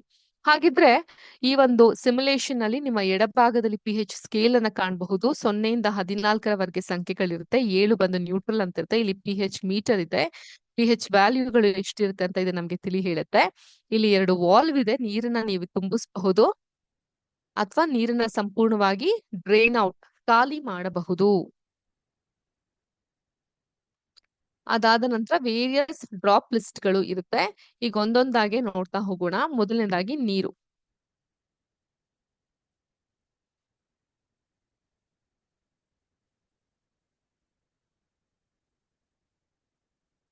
ಒಂದ್ ಅರ್ಧ ಲೀಟರ್ ಅಷ್ಟು ಈ ಕಂಟೈನರ್ ನ ತುಂಬಿಸಿದೀನಿ. ಈಗ ಅದ್ರ ಪಿ ಹೆಚ್ ವ್ಯಾಲ್ಯೂ ಎಷ್ಟಿರಬಹುದು ಅಂತ ನೋಡಿದ್ರೆ 7. 7 ಬಂದು ಆಮ್ಲೀಯನ ಕ್ಷಾರೀಯನ ಎರಡಕ್ಕೂ ಸೇರಲ್ಲ. 7 ಬಂದು ನ್ಯೂಟ್ರಲ್ ತಟಸ್ಥವಾಗಿರುತ್ತೆ, ಅದು ಆಮ್ಲೀಯನೂ ಅಲ್ಲ ಕ್ಷಾರೀಯನೂ ಅಲ್ಲ. ಸೊ ಆ ನೀರು ಬಂದು ನೀರಿನ ಪಿ ಹೆಚ್ 7 ಇರುತ್ತೆ. ಇದಕ್ಕೆ ಮತ್ತಷ್ಟು ನೀರನ್ನ ಸೇರಿಸಿ ಏನಾದ್ರೂ ಹೆಚ್ಚು ಕಮ್ಮಿ ಆಗುತ್ತಾ ನೋಡೋಣ. ಯಾವುದೇ ಬದಲಾವಣೆ ಇಲ್ಲ, 7 7ಆಗೇ ಉಳಿದಿದೆ. ನೀರಿನ ಸ್ವಲ್ಪ ಕಮ್ಮಿ ಮಾಡ್ತೀನಿ, ಅಲ್ಲೂ ಕೂಡ ಯಾವುದೇ ಬದಲಾವಣೆ ಅನ್ನೋದು ಕಾಣ್ತಾ ಇಲ್ಲ. ಸೊ ಒಟ್ಟು ನೀರಿನ ಪಿ ಹೆಚ್ ವ್ಯಾಲ್ಯೂ ನ್ಯೂಟ್ರಲ್ ಆಗಿದೆ, ತಟಸ್ಥವಾಗಿದೆ, 7 ಅನ್ನೋದು ಇದರಿಂದ ನಮ್ಗೆ ತಿಳಿಯುತ್ತೆ. Next battery acid. So battery acid ಇದರಲ್ಲಿರುವಂತಹ ಹೆಸರೇ ಸೂಚಿಸುವ ಹಾಗೆ ಇದು ಆಸಿಡ್. ಇದರಲ್ಲಿರುವಂತಹ ಪಿ ಹೆಚ್ 1 ಇರುತ್ತೆ. ಸೊ ಈ ಒಂದು ಪಿ ಹೆಚ್ ಈ ಬ್ಯಾಟರಿ ಆಸಿಡ್ ಗೆ ಸ್ವಲ್ಪ ನೀರನ್ನ ಬೆರೆಸಿದಾಗ we can see it is getting thinned, ಇದು ಡೈಲ್ಯೂಟ್ ಆಗ್ತಾ ಇದೆ. ಆದ್ರೆ ಪಿ ಹೆಚ್ ನಲ್ಲಿ ತುಂಬಾ ವ್ಯತಿರಿಕ್ತವಾದಂತಹ ವ್ಯತ್ಯಾಸ ಏನು ಕಾಣ್ತಾ ಇಲ್ಲ. ಒಂದು ಚೂರು ಆಚೆ ಈಚೆ ಆಗಬಹುದು, but still it is acidic. Blood, ನಮ್ಮ ದೇಹದಲ್ಲಿ ಹರಿತಾ ಇರುವಂತಹ ರಕ್ತದಲ್ಲಿ ಇರುವಂತಹ ಪಿ ಹೆಚ್ 7.40 ಅಷ್ಟಿದೆ, ವಿಚ್ ಇಸ್ ಆಲ್ಕಲೈನ್. 7ಕ್ಕಿಂತ ಜಾಸ್ತಿ ಇದ್ರೆ ಆಲ್ಕಲೈನ್ ಬೇಸಿಕ್ ಆಗುತ್ತೆ ಅಥವಾ ಕ್ಷಾರೀಯವಾಗಿರುತ್ತೆ. ಚಿಕನ್ ಸೂಪ್ ನಲ್ಲಿ ಪಿ ಹೆಚ್ 5.80 ಇದೆ, ಅದು ಆಮ್ಲೀಯವಾಗಿ ಇದೆ. ಹಾಗೆ ಕಾಫಿ, ನಮ್ಮೆಲ್ಲರ ಫೇವ್ರೆಟ್ ಡ್ರಿಂಕ್ ಕಾಫಿ ಅಥವಾ ಟೀ. ಕಾಫಿಯಲ್ಲಿ pH 5 ಇದೆ. ಸಾಮಾನ್ಯವಾಗಿ ಹೇಳ್ತಾರೆ ಖಾಲಿ ಹೊಟ್ಟೆಲ್ ಕಾಫಿ ಕುಡಿಬಾರ್ದು, ಗ್ಯಾಸ್ಟ್ರಿಕ್ ಆಗುತ್ತೆ. ಏನಕ್ಕೆ ಹೇಳ್ತಾರೆ? ಯಾಕಂದ್ರೆ ಅದು ಆಮ್ಲೀಯವಾದಂತಹ ಸ್ವಭಾವವನ್ನ ಹೊಂದಿದೆ. ಮೊದಲನೇದಾಗಿ ನಮ್ಮ ಉದರನೇ ಆಮ್ಲೀಯ. ಆ stomach itself is acidic. 1.5ರಿಂದ 2.5 ನಮ್ಮ ಹೊಟ್ಟೆಯಲ್ಲಿ ಉದರ ಭಾಗದಲ್ಲಿ ಇರುವಂತಹ pH ಲೆವೆಲ್. ಆದ್ರಿಂದ ಕಾಫಿ ಕುಡಿದಾಗ ಅಜೀರ್ಣ ಆಗಬಹುದು, ಗ್ಯಾಸ್ಟ್ರಿಕ್ ಆಗಬಹುದು ಅಂತ ಹೇಳ್ತಾರೆ. ಬ್ರೈನ್ ಕ್ಲೀನರ್ ಸರ್ಪ್ರೈಸಿಂಗ್ಲಿ ಅದು ಕ್ಷಾರೀಯವಾಗಿದೆ, ಸಂಪೂರ್ಣವಾಗಿ ಕ್ಷಾರೀಯವಾಗಿದೆ. ಅದಕ್ಕೆ ಸ್ವಲ್ಪ ನೀರನ್ನ ಬೆರೆಸಿದಾಗ ಉಲ್ಟಾ ಎಫೆಕ್ಟ್. ಇಲ್ಲಿ ಅಸಿಡಿಕ್ ಇರೋದಕ್ಕೆ ನೀರನ್ನ ಬೆರೆಸ್ತಾ ಇದ್ದಾಗ ಅದು ತಿನ್ನಾಗ್ತಾ ಬರ್ತಾ ಇತ್ತು, ಅಂದ್ರೆ ಆಸಿಡ್ ಲೆವೆಲ್ ಕಮ್ಮಿ ಆಗ್ತಾ ಬರ್ತಾ ಇತ್ತು. ಬೇಸಿಕ್ಗೂ ಕೂಡ ಅದೇ ರೀತಿ. ಹ್ಯಾಂಡ್ ಸೋಪ್, ಆಗ್ಲೇ ಒಂದು ಮಾತನ್ನ ಕೇಳಿದೆ, hardly we got any response from any of the teachers. ನಮ್ಮ ಸ್ಕಿನ್, ಚರ್ಮದ pH ಲೆವೆಲ್ ಎಷ್ಟು ಅಂತ. ನಮ್ಮ ಚರ್ಮದ pH 4.5ರಿಂದ 5.5. ಈಗಿನ ಜಾಹೀರಾತುಗಳಲ್ಲಿ ಅದನ್ನೇ ಹೇಳ್ತಾರೆ, ಸ್ಕಿನ್ ಫ್ರೆಂಡ್ಲಿ ಆಗಿರುವಂತಹ pH ಇದೆ ಅಂತ. ಆದ್ರೆ ಮಾರುಕಟ್ಟೆಗೆ ಹೋಗಿ ನಾವು ಈ ಸ್ಕಿನ್ ಕೇರ್ ಪ್ರಾಡಕ್ಟ್ಸ್ ಗಳನ್ನ ನೋಡಿದಾಗ pH ಇಂಬ್ಯಾಲೆನ್ಸ್ ಆಗಿರೋದನ್ನ ನಾವು ಕಾಣ್ತಾ ಹೋಗ್ತೀವಿ. ಫ್ರಮ್ ದ ವೆರಿ ಬಿಗಿನಿಂಗ್ ಅದನ್ನ ಕೂಡ ನಾವು ಶಾಲೆಯಲ್ಲಿ ನಮ್ಮ ಪ್ರಯೋಗಾಲಯದಲ್ಲಿ ಒಂದು ಲಿಟ್ಮಸ್ ಪೇಪರ್ನ ತೆಗೆದುಕೊಂಡು ಸೋಪ್ಗಳನ್ನೆಲ್ಲ ಮೇಲೆ ಇಟ್ಟು ಅದರಲ್ಲಿ ಅದು ಎಷ್ಟು ಆಮ್ಲೀಯವಾಗಿದೆ, ಕ್ಷಾರೀಯವಾಗಿದೆ ಅಂತ ಮಕ್ಕಳುಗಳಿಗೆ ತೋರಿಸುವಂತಹ ಪ್ರಯತ್ನವನ್ನು ಕೂಡ ಮಾಡಬಹುದು.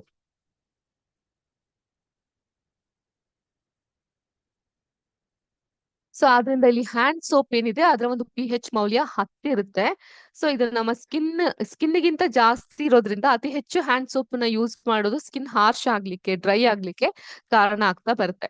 ಸ್ವಲ್ಪ ನೀರಿನ ಜೊತೆ ಡೈಲ್ಯೂಟ್ ಮಾಡಿದ್ರು ತೀವ್ರವಾದ ಬದಲಾವಣೆ ಆಗ್ತಿದ್ರು ಕೂಡ ಒಂಚೂರು ಬದಲಾವಣೆಯನ್ನು ನಾವು ಕಾಣ್ತಾ ಹೋಗಬಹುದು. ನೆಕ್ಸ್ಟ್ ಹಾಲು, ಮಿಲ್ಕ್. ಇದರ pH ವ್ಯಾಲ್ಯೂ 6.50 ಇದೆ, 6.50, which is slightly acidic. Orange juice ಹೇಳೋ ಅವಶ್ಯಕತೆನೇ ಇಲ್ಲ. ಸಿಟ್ರಸ್ ಫ್ರೂಟ್ಸ್ ಗಳು ಆರೆಂಜ್ ಆಗಿರಬಹುದು, ಮೂಸಂಬಿ ಆಗಿರಬಹುದು, ನಿಂಬೆ ಹಣ್ಣು ಆಗಿರಬಹುದು, these are extremely acidic with acid pH value 3.50. Soda pop 2.50, very very acidic. Spit ಅಂದ್ರೆ ನಮ್ಮ ಬಾಯಿಯಲ್ಲಿ ಇರುವಂತಹ ಲಾಲಾರಸ, ಎಂಜಲು ಅಥವಾ ಸಲೈವ, ಅದರ pH 7.40. ಅದರಂತೆಯೇ ದೇಹದ ಮತ್ತೊಂದು ಫ್ಲೂಯಿಡ್ ಇತ್ತು, ರಕ್ತ, ಅದರ ಒಂದು pH ವ್ಯಾಲ್ಯೂ ಕೂಡ 7.40 ಇದೆ. ಹಾಗೇನೆ ಕೊನೆಯದಾಗಿ ನೀರು, ವಾಟರ್ ನ pH ವ್ಯಾಲ್ಯೂ ಎಷ್ಟಿದೆ? 7 ನ್ಯೂಟ್ರಲ್ ಆಗಿದೆ. ಸೊ ಈ ಒಂದು ಸಿಮ್ಯುಲೇಷನ್ ಮೂಲಕ ಮಕ್ಕಳಿಗೆ ನಾವು ವಿವಿಧ ಬಗೆಯಾದಂತಹ pH ವ್ಯಾಲ್ಯೂಗಳನ್ನ ಈ ಡ್ರಾಪ್ ಲಿಸ್ಟ್ ನಲ್ಲಿ ತೋರಿಸೋದ್ರಿಂದ ಅವ್ರಿಗೆ ಅದನ್ನ ಅರ್ಥೈಸ್ಕೊಳ್ಲಿಕ್ಕೆ, ಆಮ್ಲೀಯವಾಗಿರೋದು ಯಾವುದು, ಕ್ಷಾರೀಯವಾಗಿರೋದು ಯಾವುದು, ತಟಸ್ಥವಾಗಿರೋದು ಯಾವುದು ಅಂತ ಅರ್ಥ ಮಾಡ್ಕೊಳ್ಲಿಕ್ಕೆ ಅದು ಸಹಾಯಕವಾಗ್ತಾ ಬರುತ್ತೆ. ಸೊ ಈ ಒಂದು ಸಿಮ್ಯುಲೇಷನ್ ಆಗಿತ್ತು pH ವ್ಯಾಲ್ಯೂನ ಕುರಿತು. ಸೊ pH ವ್ಯಾಲ್ಯೂ ಬಗ್ಗೆ ಮತ್ತಷ್ಟು ಮಾತಾಡೋದಾದ್ರೆ, ನಾನು ಆಗ್ಲಿ ನಮ್ಮ ಹೊಟ್ಟೆಯ pH ವ್ಯಾಲ್ಯೂ, ನಮ್ಮ ಚರ್ಮದ pH ವ್ಯಾಲ್ಯೂ ಎಲ್ಲ ಹೇಳಿದೆ. ಅದೇ ರೀತಿ ನಮ್ಮ ಬಾಯಿಗೂ ಒಂದು pH ವ್ಯಾಲ್ಯೂ ಇದೆ. ಎಸ್ಪೆಷಲಿ ನಮ್ಮ ಹಲ್ಲುಗಳಿಗೆ ಇರುವಂತಹ pH ವ್ಯಾಲ್ಯೂ ಬಂದು 6.7 ಇಂದ 7.4. From 6.7 to 7.4 is the pH value in our teeth. ಆದ್ರಿಂದ ಹೇಳ್ತಾರೆ ಹೆಚ್ಚಾಗಿ ಆಮ್ಲೀಯವಾಗಿರುವಂತಹ ಪದಾರ್ಥಗಳನ್ನ ಸೇವಿಸಬಾರ್ದು. ಸೊ ಕಾರ್ಬೋನೇಟೆಡ್ ಡ್ರಿಂಕ್ಸ್ ಗಳು, ಪೆಪ್ಸಿ, ಕೋಕ್ ಇವುಗಳೆಲ್ಲ ಸೇವಿಸಿದಾಗ ಏನಾಗುತ್ತೆ? ದಂತಕ್ಷಯದ ಸಮಸ್ಯೆಗಳು ಉಂಟಾಗುತ್ತೆ, ಕ್ಯಾವಿಟೀಸ್ ಪ್ರಾಬ್ಲಮ್ಸ್ ಗಳು ಉಂಟಾಗುತ್ತೆ. ಆದ್ರಿಂದ ಅತಿ ಹೆಚ್ಚು ಈ ಪದಾರ್ಥಗಳನ್ನ ಉಪಯೋಗಿಸೋದನ್ನ ನಾವು ಕಮ್ಮಿ ಮಾಡ್ತಾ ಬರ್ಬೇಕಾಗುತ್ತೆ. ಸೊ ಈ ಸಿಮ್ಯುಲೇಷನ್ ಆಗಿದ್ದು pH ನ ಕುರಿತು. ಈಗ ಇವತ್ತಿನ ಕ್ಲಾಸ್ ನ ಕೊನೆಯ ಸಿಮ್ಯುಲೇಷನ್ ಒಂದನ್ನ ನೋಡೋಣ. ಇದು ನ್ಯೂಟನ್ ಅವರ ಲಾ ಆಫ್ ಮೋಷನ್ ಗೆ ಸಂಬಂಧಪಟ್ಟಂತಹ ಫೋರ್ಸ್ ಅಂಡ್ ಮೋಷನ್, ಈ ಒಂದು ಪಾಠಕ್ಕೆ ಸಂಬಂಧಪಟ್ಟಂತಹ ಸಿಮ್ಯುಲೇಷನ್. ಇದು 9ನೇ ಕ್ಲಾಸ್ ಮಕ್ಕಳಿಗೆ ಬಲ ಮತ್ತು ಚಲನೆಯ ನಿಯಮಗಳು ಅಂತ ಒಂದು ಪಾಠ ಇದೆ. ಆ ಪಾಠಕ್ಕೆ ಬಹಳ ಸೂಕ್ತವಾಗಿರುವಂತಹ ಸಿಮ್ಯುಲೇಷನ್ ಅಂತ ಹೇಳ್ಬಹುದು.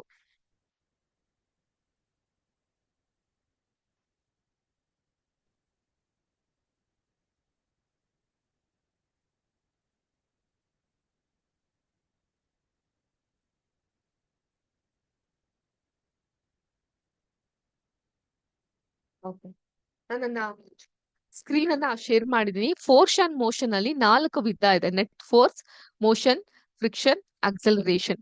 ಈ 3 ವಿಧಾನವನ್ನ ನಾವು ಹೈಯರ್ ಕ್ಲಾಸ್ ಗಳಲ್ಲಿ ಕಲಿತಾ ಹೋಗ್ತೀವಿ. ಆದ್ರೆ ಸದ್ಯಕ್ಕೆ ನಮ್ಗೆ ಅವಶ್ಯಕ ಇರೋದು ಮೊದಲನೇದು ನೆಟ್ ಫೋರ್ಸ್.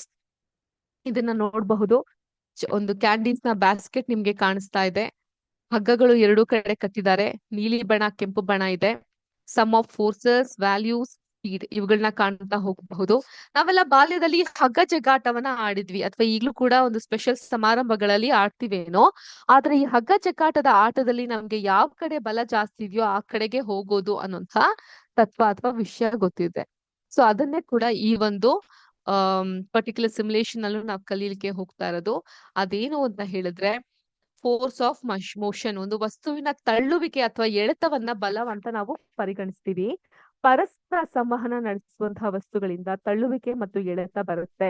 ಬಲವನ್ನ ಸೂಚಿಸಲು ಹಿಗ್ಗುವಿಕೆ ಮತ್ತು ಹಿಂಡುವಿಕೆಯಂತಹ ಪದಗಳನ್ನ ಕೂಡ ನಾವು ಊಹಿಸ್ತಾ ಬರಬಹುದು, ಯೋಚಿಸ್ತಾ ಬರಬಹುದು.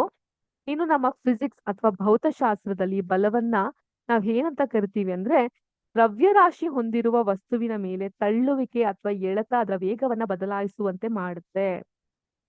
ಅದನ್ನ ಕೂಡ ನಾವು ಈ ಸಿಮ್ಯುಲೇಷನ್ ಅಲ್ಲಿ ನೋಡ್ತಾ ಹೋಗಬಹುದು. ಬಲವು ದೇಹದ ವಿಶ್ರಾಂತಿ ಅಥವಾ ಚಲನೆಯ ಸ್ಥಿತಿಯನ್ನ ಬದಲಾಯಿಸುವ ಸಾಮರ್ಥ್ಯವಿರುವ ಬಾಹ್ಯ ಏಜೆಂಟ್ ಆಗಿದೆ.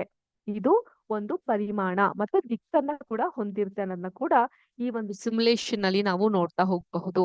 ಅದೇ ತರ ಈ ಸಂತುಲಿತ ಬಲ, ಅಸಂತುಲಿತ ಬಲ ಅಂದ್ರೆ balanced forces, unbalanced forces. Balanced force ಅಂದ್ರೆ ಏನು? If the resultant force of all force acting on the body sums up to 0. ಈಗ ಸದ್ಯಕ್ಕೆ ನೋಡಿ ಇಲ್ಲಿ ಆ ಸಮ್ ಆಫ್ 0 ಇದೆಯಲ್ಲ, 0 ಆಗಿದ್ದಾಗ ಬ್ಯಾಲೆನ್ಸ್ ಫೋರ್ಸ್ ಆಗಿದೆ, ಎರಡೂ ಕಡೆ ಒಂದೇ ರೀತಿಯಾಗಿದೆ ಅಂತ ಅರ್ಥ. ಅವಾಗ ಏನಾಗುತ್ತೆ, ಯಾವುದೇ ರೀತಿಯಾದಂತಹ ಮೋಷನ್ಗಳು ಆಗೋದಿಲ್ಲ. Motion remains to be still. ಅದೇ ತರ ಅನ್ಬ್ಯಾಲೆನ್ಸ್ ಫೋರ್ಸ್ ಅಂತ ಇದೆ. ಅನ್ಬ್ಯಾಲೆನ್ಸ್ ಫೋರ್ಸ್ ಅಂತ ಹೇಳಿದ್ರೆ ಅಸಂತುಲಿತ ಬಲ.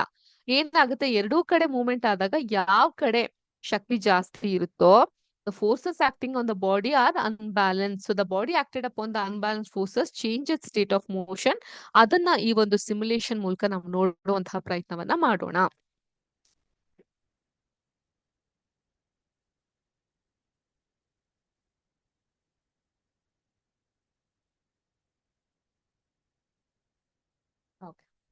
ಈಗ ಇಲ್ಲಿ ಎರಡು ಬಣಗಳಿದೆ. ನೀಲಿ ಬಣ್ಣದಿಂದ ಒಬ್ಬ ವ್ಯಕ್ತಿಯನ್ನ, ಕೆಂಪು ಬಣ್ಣದಿಂದ ಒಂದು ವ್ಯಕ್ತಿಯನ್ನ ತರ್ತೀನಿ. ನೀಲಿ ಬಣ್ಣದ ಕಡೆ ಅಂದ್ರೆ ಎಡ ಕಡೆಗೆ 50 ಫೋರ್ಸ್ ಇದೆ, ಬಲಗಡೆಗೆ 50 ಫೋರ್ಸ್ ಇದೆ. ಹೀಗಿರ್ಬೇಕಾದ್ರೆ ಸಮ್ ಆಫ್ ಫೋರ್ಸಸ್ ಏನಾಗುತ್ತೆ, 0. ಸಂತುಲಿತ ಬಲ ಆಗುತ್ತೆ, ಎರಡೂ ಕಡೆ ಬ್ಯಾಲೆನ್ಸ್ ಫೋರ್ಸ್ ಇದೆ. ಈಗ ಮೂವ್ಮೆಂಟ್ ಆಗುವಂದ್ರೆ ಅವ್ರು ಎಳಿತಾ ಇದ್ದಾರೆ, ಅವ್ರು ತಮ್ಮ ಶಕ್ತಿಯನ್ನ ವ್ಯಯ ಮಾಡ್ತಾ ಇದಾರೆ ಹೊರತು ಯಾವುದೇ ರೀತಿಯಾದಂತ ಮೂವ್ಮೆಂಟ್ ಆಗ್ತಾ ಇಲ್ಲ. ಸ್ಪೀಡ್ ಕೂಡ 0 ಇದೆ, ಸಮ್ ಆಫ್ ಫೋರ್ಸಸ್ ಕೂಡ 0 ಇದೆ. ಆದ್ರೆ ಇವಾಗ ನಾನು ಇನ್ನೂ ಒಂದು ವ್ಯಕ್ತಿಯನ್ನ ತಂದು ಇಲ್ಲಿ ನಿಲ್ಸ್ತೀನಿ ಅಂತ ಇಟ್ಕೊಳ್ಳಿ. ಎಷ್ಟಾಯ್ತು? 100 ಆಯ್ತು. ಸೊ 100 ಆದ ತಕ್ಷಣ ಯಾವ ಕಡೆ ಜಾಸ್ತಿ ಬಲ ಇದೆಯೋ ಆ ಕಡೆ ಬಲಕ್ಕೆ ಈ ಕ್ಯಾಂಡೀಸ್ ನ ಎಳ್ಕೊಂಡು ಹೋಗಕ್ಕೆ ಸಾಧ್ಯವಾಯ್ತು. ನೋಡಿದ್ರಾ? ಹಾಗೇನೆ ಇಲ್ಲೂ ಕೂಡ ನಾನು ಇನ್ನೊಬ್ಬ ವ್ಯಕ್ತಿಯನ್ನ ತಂದಾಗ ಇಲ್ಲೊಂದು ಚೂರ್ ಬಲ ಜಾಸ್ತಿ ಆಗುತ್ತೆ. ಯಾವ ಕಡೆ ಬಲ ಜಾಸ್ತಿ ಆಯ್ತೋ ಆ ಕಡೆಗೆ ಆ ವ್ಯಕ್ತಿಯನ್ನ ಎಳ್ಕೊಂಡು ಹೋಗ್ಲಿಕ್ಕೆ ಸಾಧ್ಯವಾಗ್ತಾ ಬರುತ್ತೆ.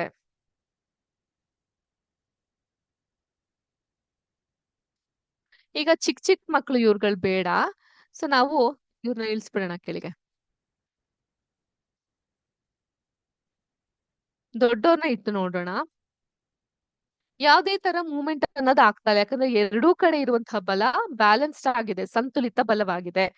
ಯಾವಾಗ ಒಂದೇ ರೀತಿಯಾದಂತಹ ಬಲ ಎರಡೂ ಕಡೆಯಿಂದ ಆಗುತ್ತಾಗ ಒಂದು ವಸ್ತುವಿನಲ್ಲಿ ಯಾವುದೇ ರೀತಿ ಚಲನೆ ಅನ್ನೋದಿರೋದಿಲ್ಲ, ಅದಕ್ಕೆ ಚಲನಾ ಶಕ್ತಿ ಇರೋದಿಲ್ಲ. ಆದ್ರೆ ಒಂದು ಚಿಕ್ಕ ಬದಲಾವಣೆ ಒಂದ್ ಕಡೆ ಆದ್ರೂ ಕೂಡ ಏನಾಗುತ್ತೆ, ಯಾವ ಕಡೆ ಬಲ ಹೆಚ್ಚಿರುತ್ತೋ ಆ ಕಡೆ ಆಟವನ್ನ ಗೆಲ್ಲಿಕ್ಕೆ ಸಾಧ್ಯ ಆಗುತ್ತೆ. ಸೊ ಇದನ್ನ ನಾವು ಈ ಒಂದು ಸಿಮ್ಯುಲೇಷನ್ ಮೂಲಕ ಅರ್ಥ ಮಾಡ್ಕೊಂಡ್ವಿ. ಮಕ್ಳಿಗೂ ಕೂಡ ಇದನ್ನ ಅರ್ಥ ಮಾಡಿಸಬಹುದು, ಅವ್ರಿಗೆ ಬಂದು ಪಾರ್ಟಿಸಿಪೇಟ್ ಮಾಡಿ ಅಂತ ಹೇಳ್ಬಹುದು. ಆಗ ಈಸಿಯಾಗಿ ಈ ಒಂದು ವಿಷಯ ಅವ್ರಿಗೆ ಅರ್ಥ ಆಗ್ಲಿಕ್ಕೆ ಸಹಾಯಕವಾಗ್ತಾ ಬರುತ್ತೆ. ಸೊ ಒಟ್ಟಾರೆ ಹೇಳೋದಾದ್ರೆ ಇವತ್ತಿನ ಈ ಒಂದು ಗಂಟೆಯ ಕಾಲ ಇದ್ದಂತಹ ಸಿಮ್ಯುಲೇಷನ್ ಕ್ಲಾಸ್ ನಲ್ಲಿ ನಾವು ಬಹಳಷ್ಟು ವಿಷಯಗಳ ಬಗ್ಗೆ ಚರ್ಚೆಯನ್ನ ಮಾಡ್ತಾ ಹೋದ್ವಿ. ಸೊ ಮೊದಲನೇದಾಗೂ ನಾವು ಶಕ್ತಿಗಳ ಬಗ್ಗೆ ಮಾತಾಡ್ತಾ ಹೋದ್ವಿ.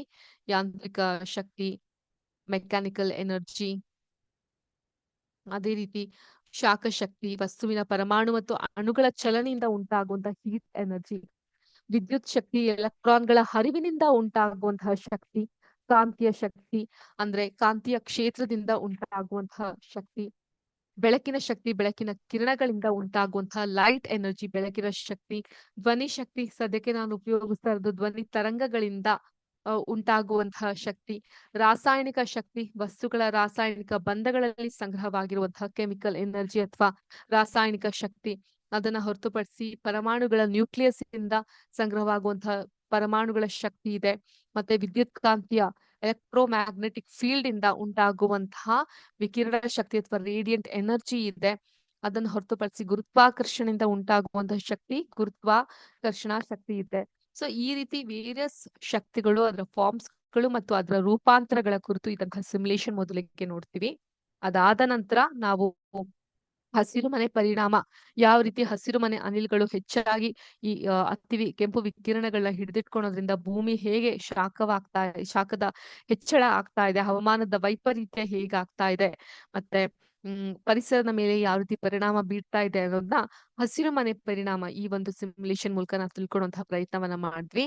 ಅದೇ ರೀತಿ 3ನೇ ಸಿಮ್ಯುಲೇಷನ್ ಬಂದು ಬಣ್ಣಗಳ ಕುರಿತು. ಬಣ್ಣಗಳು ಯಾವ ರೀತಿಯಾಗಿ ಇರುತ್ತೆ, ಆ ಬಣ್ಣಗಳನ್ನ ನಮ್ಮ ಕಣ್ಣುಗಳು ಹೇಗೆ ಗ್ರಹಿಸುತ್ತೆ ಅನ್ನೋದನ್ನ ಕುರಿತು ಕೂಡ ನಾವು ಅರ್ಥ ಮಾಡ್ಕೊಳ್ಳುವಂತಹ ಪ್ರಯತ್ನವನ್ನ ಮಾಡಿದ್ವಿ. 4ನೇ ಸಿಮ್ಯುಲೇಷನ್ pH, ಹೈಡ್ರೋಜನ್ ಪೊಟೆನ್ಶಿಯಾಲಿಟಿ ಅನ್ನೋದು ಯಾವ ರೀತಿ ಇದೆ, ನಮ್ಮ ದಿನನಿತ್ಯದಲ್ಲಿ ಪ್ರತಿಯೊಂದು ವಸ್ತುಗಳಲ್ಲೂ ನಾವು ಬಳಸುವಂತಹ ವಸ್ತುಗಳು ಆಮ್ಲೀಯವಾಗಿದ್ಯಾ, ಕ್ಷಾರೀಯವಾಗಿದ್ಯಾ, ಆಮ್ಲೀಯವಾಗಿದ್ರೆ ಏನ್ ತೊಂದರೆ ಆಗುತ್ತೆ, ಇವೆಲ್ಲದರ ಕುರಿತು ಕೂಡ ನಾವು pH ಸಿಮ್ಯುಲೇಷನ್ ಅಲ್ಲಿ ಕಲಿಯುವಂತಹ ಪ್ರಯತ್ನವನ್ನ ಮಾಡಿದ್ವಿ. ಅದಾದ ನಂತರ ಕೊನೆಯದಾಗಿ ನಾವು ಈ ಒಂದು ಬಲ ಮತ್ತು ಚಲನದ ನಿಯಮದಲ್ಲಿ ಅಸಂತುಲಿತ ಬಲ ಇದ್ದಾಗ ಬಲ ಯಾವ ಕಡೆ ಹೆಚ್ಚಿರ್ತೋ ಆ ಕಡೆ ಚಲನೆ ಅನ್ನೋದಾಗುತ್ತೆ. ಸಂತುಲಿತ ಬಲ, ಬ್ಯಾಲೆನ್ಸ್ಡ್ ಫೋರ್ಸ್ ಇದ್ದಾಗ ಯಾವುದೇ ರೀತಿಯಾದಂತಹ ಬದಲಾವಣೆ, ಚಲನೆ ಅನ್ನೋದು ಆಗೋದಿಲ್ಲ ಅನ್ನೋದನ್ನ ಸಿಮ್ಯುಲೇಷನ್ ಮೂಲಕ ಅರ್ಥೈಸ್ಕೊಳ್ಳುವಂತಹ ಪ್ರಯತ್ನ ಪಟ್ವಿ. ಸೊ ಈ ಸಿಮ್ಯುಲೇಷನ್ ಗಳ ಮೂಲಕ ನಿಮ್ಗೆ ಅರ್ಥೈಸಿರುವಂತಹ ಈ ವಿಷಯಗಳು ನಿಮ್ಗೆ ಅರ್ಥ ಆಗಿದೆ, ಕಾನ್ಸೆಪ್ಟ್ಸ್ ಗಳು ಕ್ಲಿಯರ್ ಆಗಿದೆ. ಮುಂದೆ ಮಕ್ಕಳಿಗೆ ಈ ಸಿಮ್ಯುಲೇಷನ್ ಗಳನ್ನ ಆದಷ್ಟು ಪಾಠ ಮಾಡ್ಲಿಕ್ಕೆ ಬಳಸ್ತೀರಾ ಅಂತ ನಾನು ಭಾವಿಸ್ತೀನಿ. ಸೊ ಇಲ್ಲಿಗೆ ಇವತ್ತಿನ ಸೆಷನ್ ಅಲ್ಲಿ ನಮ್ಮ ಪಾಠ ತರಬೇತಿ ಸಿಮ್ಯುಲೇಷನ್ ಕುರಿತಾದನ್ನ ಮುಗಿಸುವಂತಹ ಸಮಯವಾಯ್ತು. ಆದ್ರೆ ಸೆಷನ್ ಇನ್ನು ಮುಗಿಲಿಲ್ಲ. ಬಹಳ important fact of the session ಕಡೆಗೆ ನಾವು ಬರ್ತಾ ಇದ್ದೀವಿ. ದಟ್ ಇಸ್ ನಿಮ್ಮ ಮೌಲ್ಯಾಧಾರಿತವಾದಂತಹ feedback.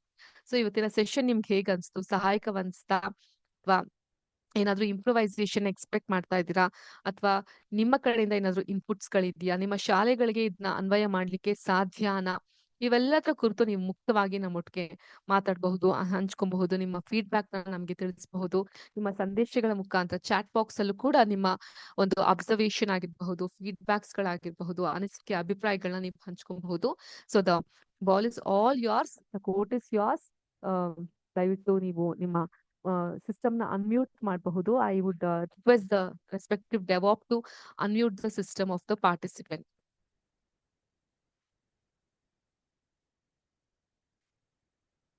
Lokesh sir, you can unmute the system of the participants so that they can give feedback.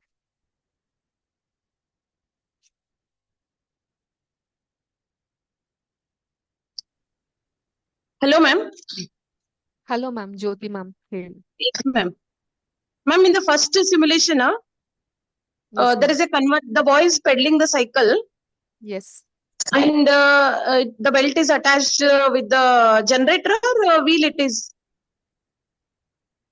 So if you see the simulation, I would like to share the simulation with you. That point I did not get, ma'am, properly. Okay.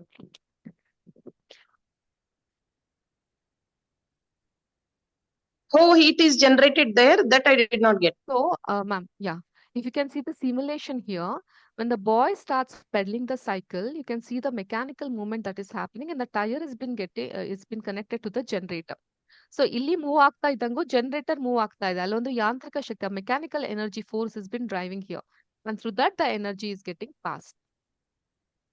And the generator converts the mechanical energy into electrical energy, no, ma'am? Yes, ma'am. Yes, then that is the concept. The fan is rotating, so. Yes, ma'am.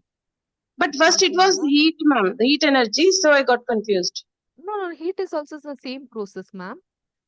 Through the generator how the electrical energy is used to, is it a heater there? I don't, electrical heater, is it? Yes, ma'am. You can see the coil here. So once the boy starts moving, okay, once the boy starts pedaling the cycle, you can see the energy is getting dropped down. It is passing through the generator. And through this generator, the mechanical energy is getting converted into the heat energy. You can see a coil over here. The coil is getting burned. And once the coil is getting heat, so it is got converted into heat energy. So through this simulation, we're trying to explain the students that energy can get converted from one form to another form. He's not getting That will exhausted here. here. What I mean to say, Huh. the boy pedaling, no. So the generator converts the mechanical energy into electrical energy. Then electrical energy is converted into Hmm. heat energy through the electrical coil. Yes, yes. Yes, ma'am. You That got the electrical concept. energy, yeah, that point we are missing. So I got confused on that. Yes, ma'am. So that is how it is going. From the Uh, mechanical energy, it is getting converted into electrical here, and the heat energy is been getting done. So the form of energy is being transferred, it's being changed. So that is oh, what we try to explain with the help of simulation. okay. Thank you, ma'am. Thank you, ma'am. Any other doubts, questions, feedbacks? How did you feel about the class? Is it fine for you to implement the same thing in your school? Do you have the facility? You can please open up and speak.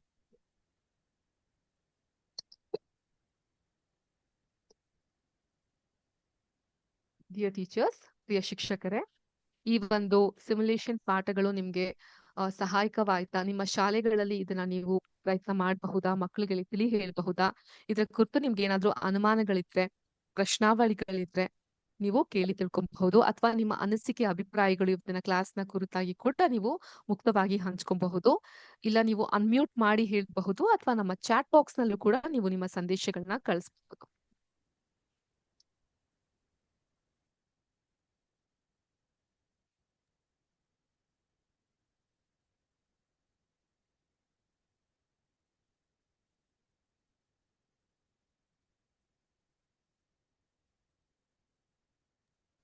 Hello, ma'am. Hello ma'am. Actually, they are good, ma'am, because literally we can change the parameters. The parameters are in our hand, no? Yes, So ma'am. we can change and show the children. That's actually they are good. Thank you, ma'am. Thank you so much. And we request you to implement as early as possible in your school so that it would help the children to understand the concept in a better way. Thank you so much for your feedback, ma'am. Thank you. Thank you. Thank you, ma'am. Any more feedbacks? ಅಷ್ಟೇನಾ? ಬೇರೆ ಎಲ್ಲಾ ಟೀಚರ್ಸ್ಗಳಿಗೂ ಹೇಗ್ ಅನ್ಸ್ತು? ಹೇಗ್ ಅನ್ಸ್ತು ಇವತ್ತಿನ session? ನಿಮ್ಗೆ ಇಷ್ಟ ಆಯ್ತಾ? Was good ma'am, it's helpful ಅಂತ ಸಂದೇಶ ಬಂದಿದೆ ನಮ್ಗೆ ಫ್ರಮ್ ತಲಗನೂರಿನಿಂದ. ಥ್ಯಾಂಕ್ ಯು ಸೋ ಮಚ್ ಸಂದೇಶಕ್ಕೆ. Any more questions or suggestion that we need to improve from our side? You're most welcome to do so.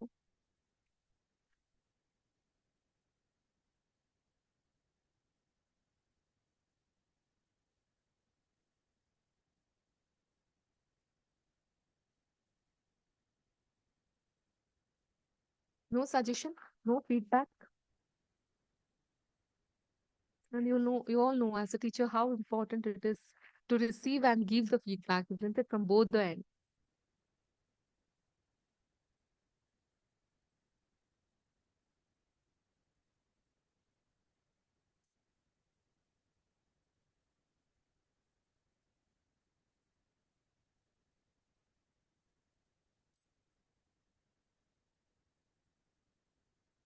Okay, in that case, please we'll take a group photo. ಎಲ್ಲರೂ ಒಟ್ಟಿಗೆ ಒಂದು photo ತೆಗೆಸ್ಕೊಳ್ಳೋಣ, ಒಂದು ಮೆಮರಿಗೋಸ್ಕರ, ಇವತ್ತಿನ ದಿನದ ಮೆಮರಿಗೋಸ್ಕರ.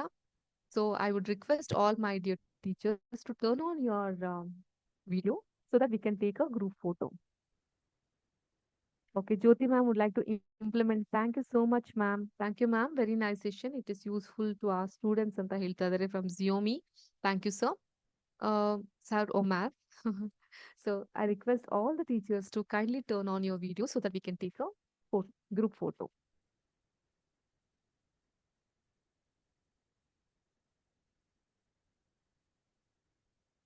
I repeat, I request the teachers to kindly turn on the video so that we can take a group photo. Please, teachers.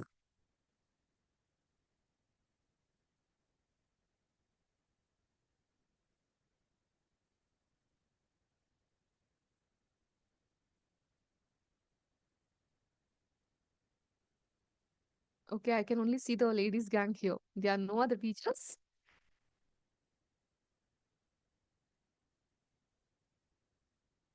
Okay. Kudos to the ladies power then. isn't it?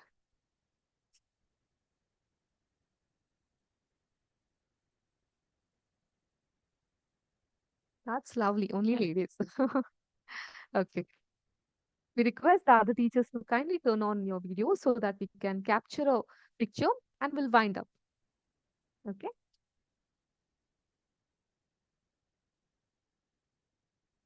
Thank you, Geeta ma'am. Thank you for your message.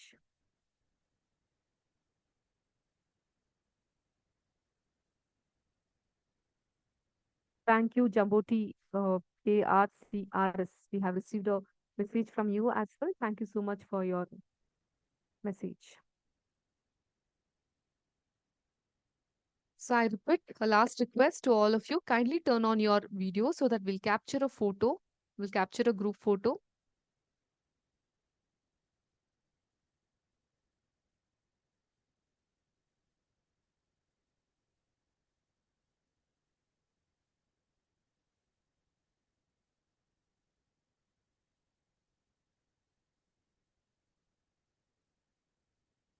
Okay, we are done. Thank you so much, teachers, for participating, and we really value your feedback, and we would consider it. Hopefully, I would wish for a very happy teaching for all of you. ಎಲ್ಲರಿಗೂ ಕೂಡ ಶುಭ ದಿನ, ಶುಭ ಮಧ್ಯಾಹ್ನ. So ತುಂಬಾ ಧನ್ಯವಾದಗಳು ಇವತ್ತಿನ ಈ ಒಂದು session ಅಲ್ಲಿ ತಾವೆಲ್ಲರೂ ಪಾರ್ಟಿಸಿಪೇಟ್ ಮಾಡಿರೋದು ತುಂಬಾ ಸ್ಫೂರ್ತಿದಾಯಕವಾಗಿತ್ತು ನಮಗೂ ಕೂಡ. ನಿಮ್ಗೂ ಕೂಡ ಸೆಷನ್ ಇಷ್ಟ ಆಯ್ತು ಅಂತ ಭಾವಿಸ್ತೀನಿ. ಸಂದೇಶ ಕಳಿಸಂತಹ ಪಾರ್ಟಿಸಿಪೇಟ್ ಮಾಡಿದಂತಹ ಪ್ರತಿಯೊಬ್ಬ ಶಿಕ್ಷಕರಿಗೂ ಕೂಡ ನಮಸ್ಕಾರಗಳು. Thank you. Thank you. Thank you.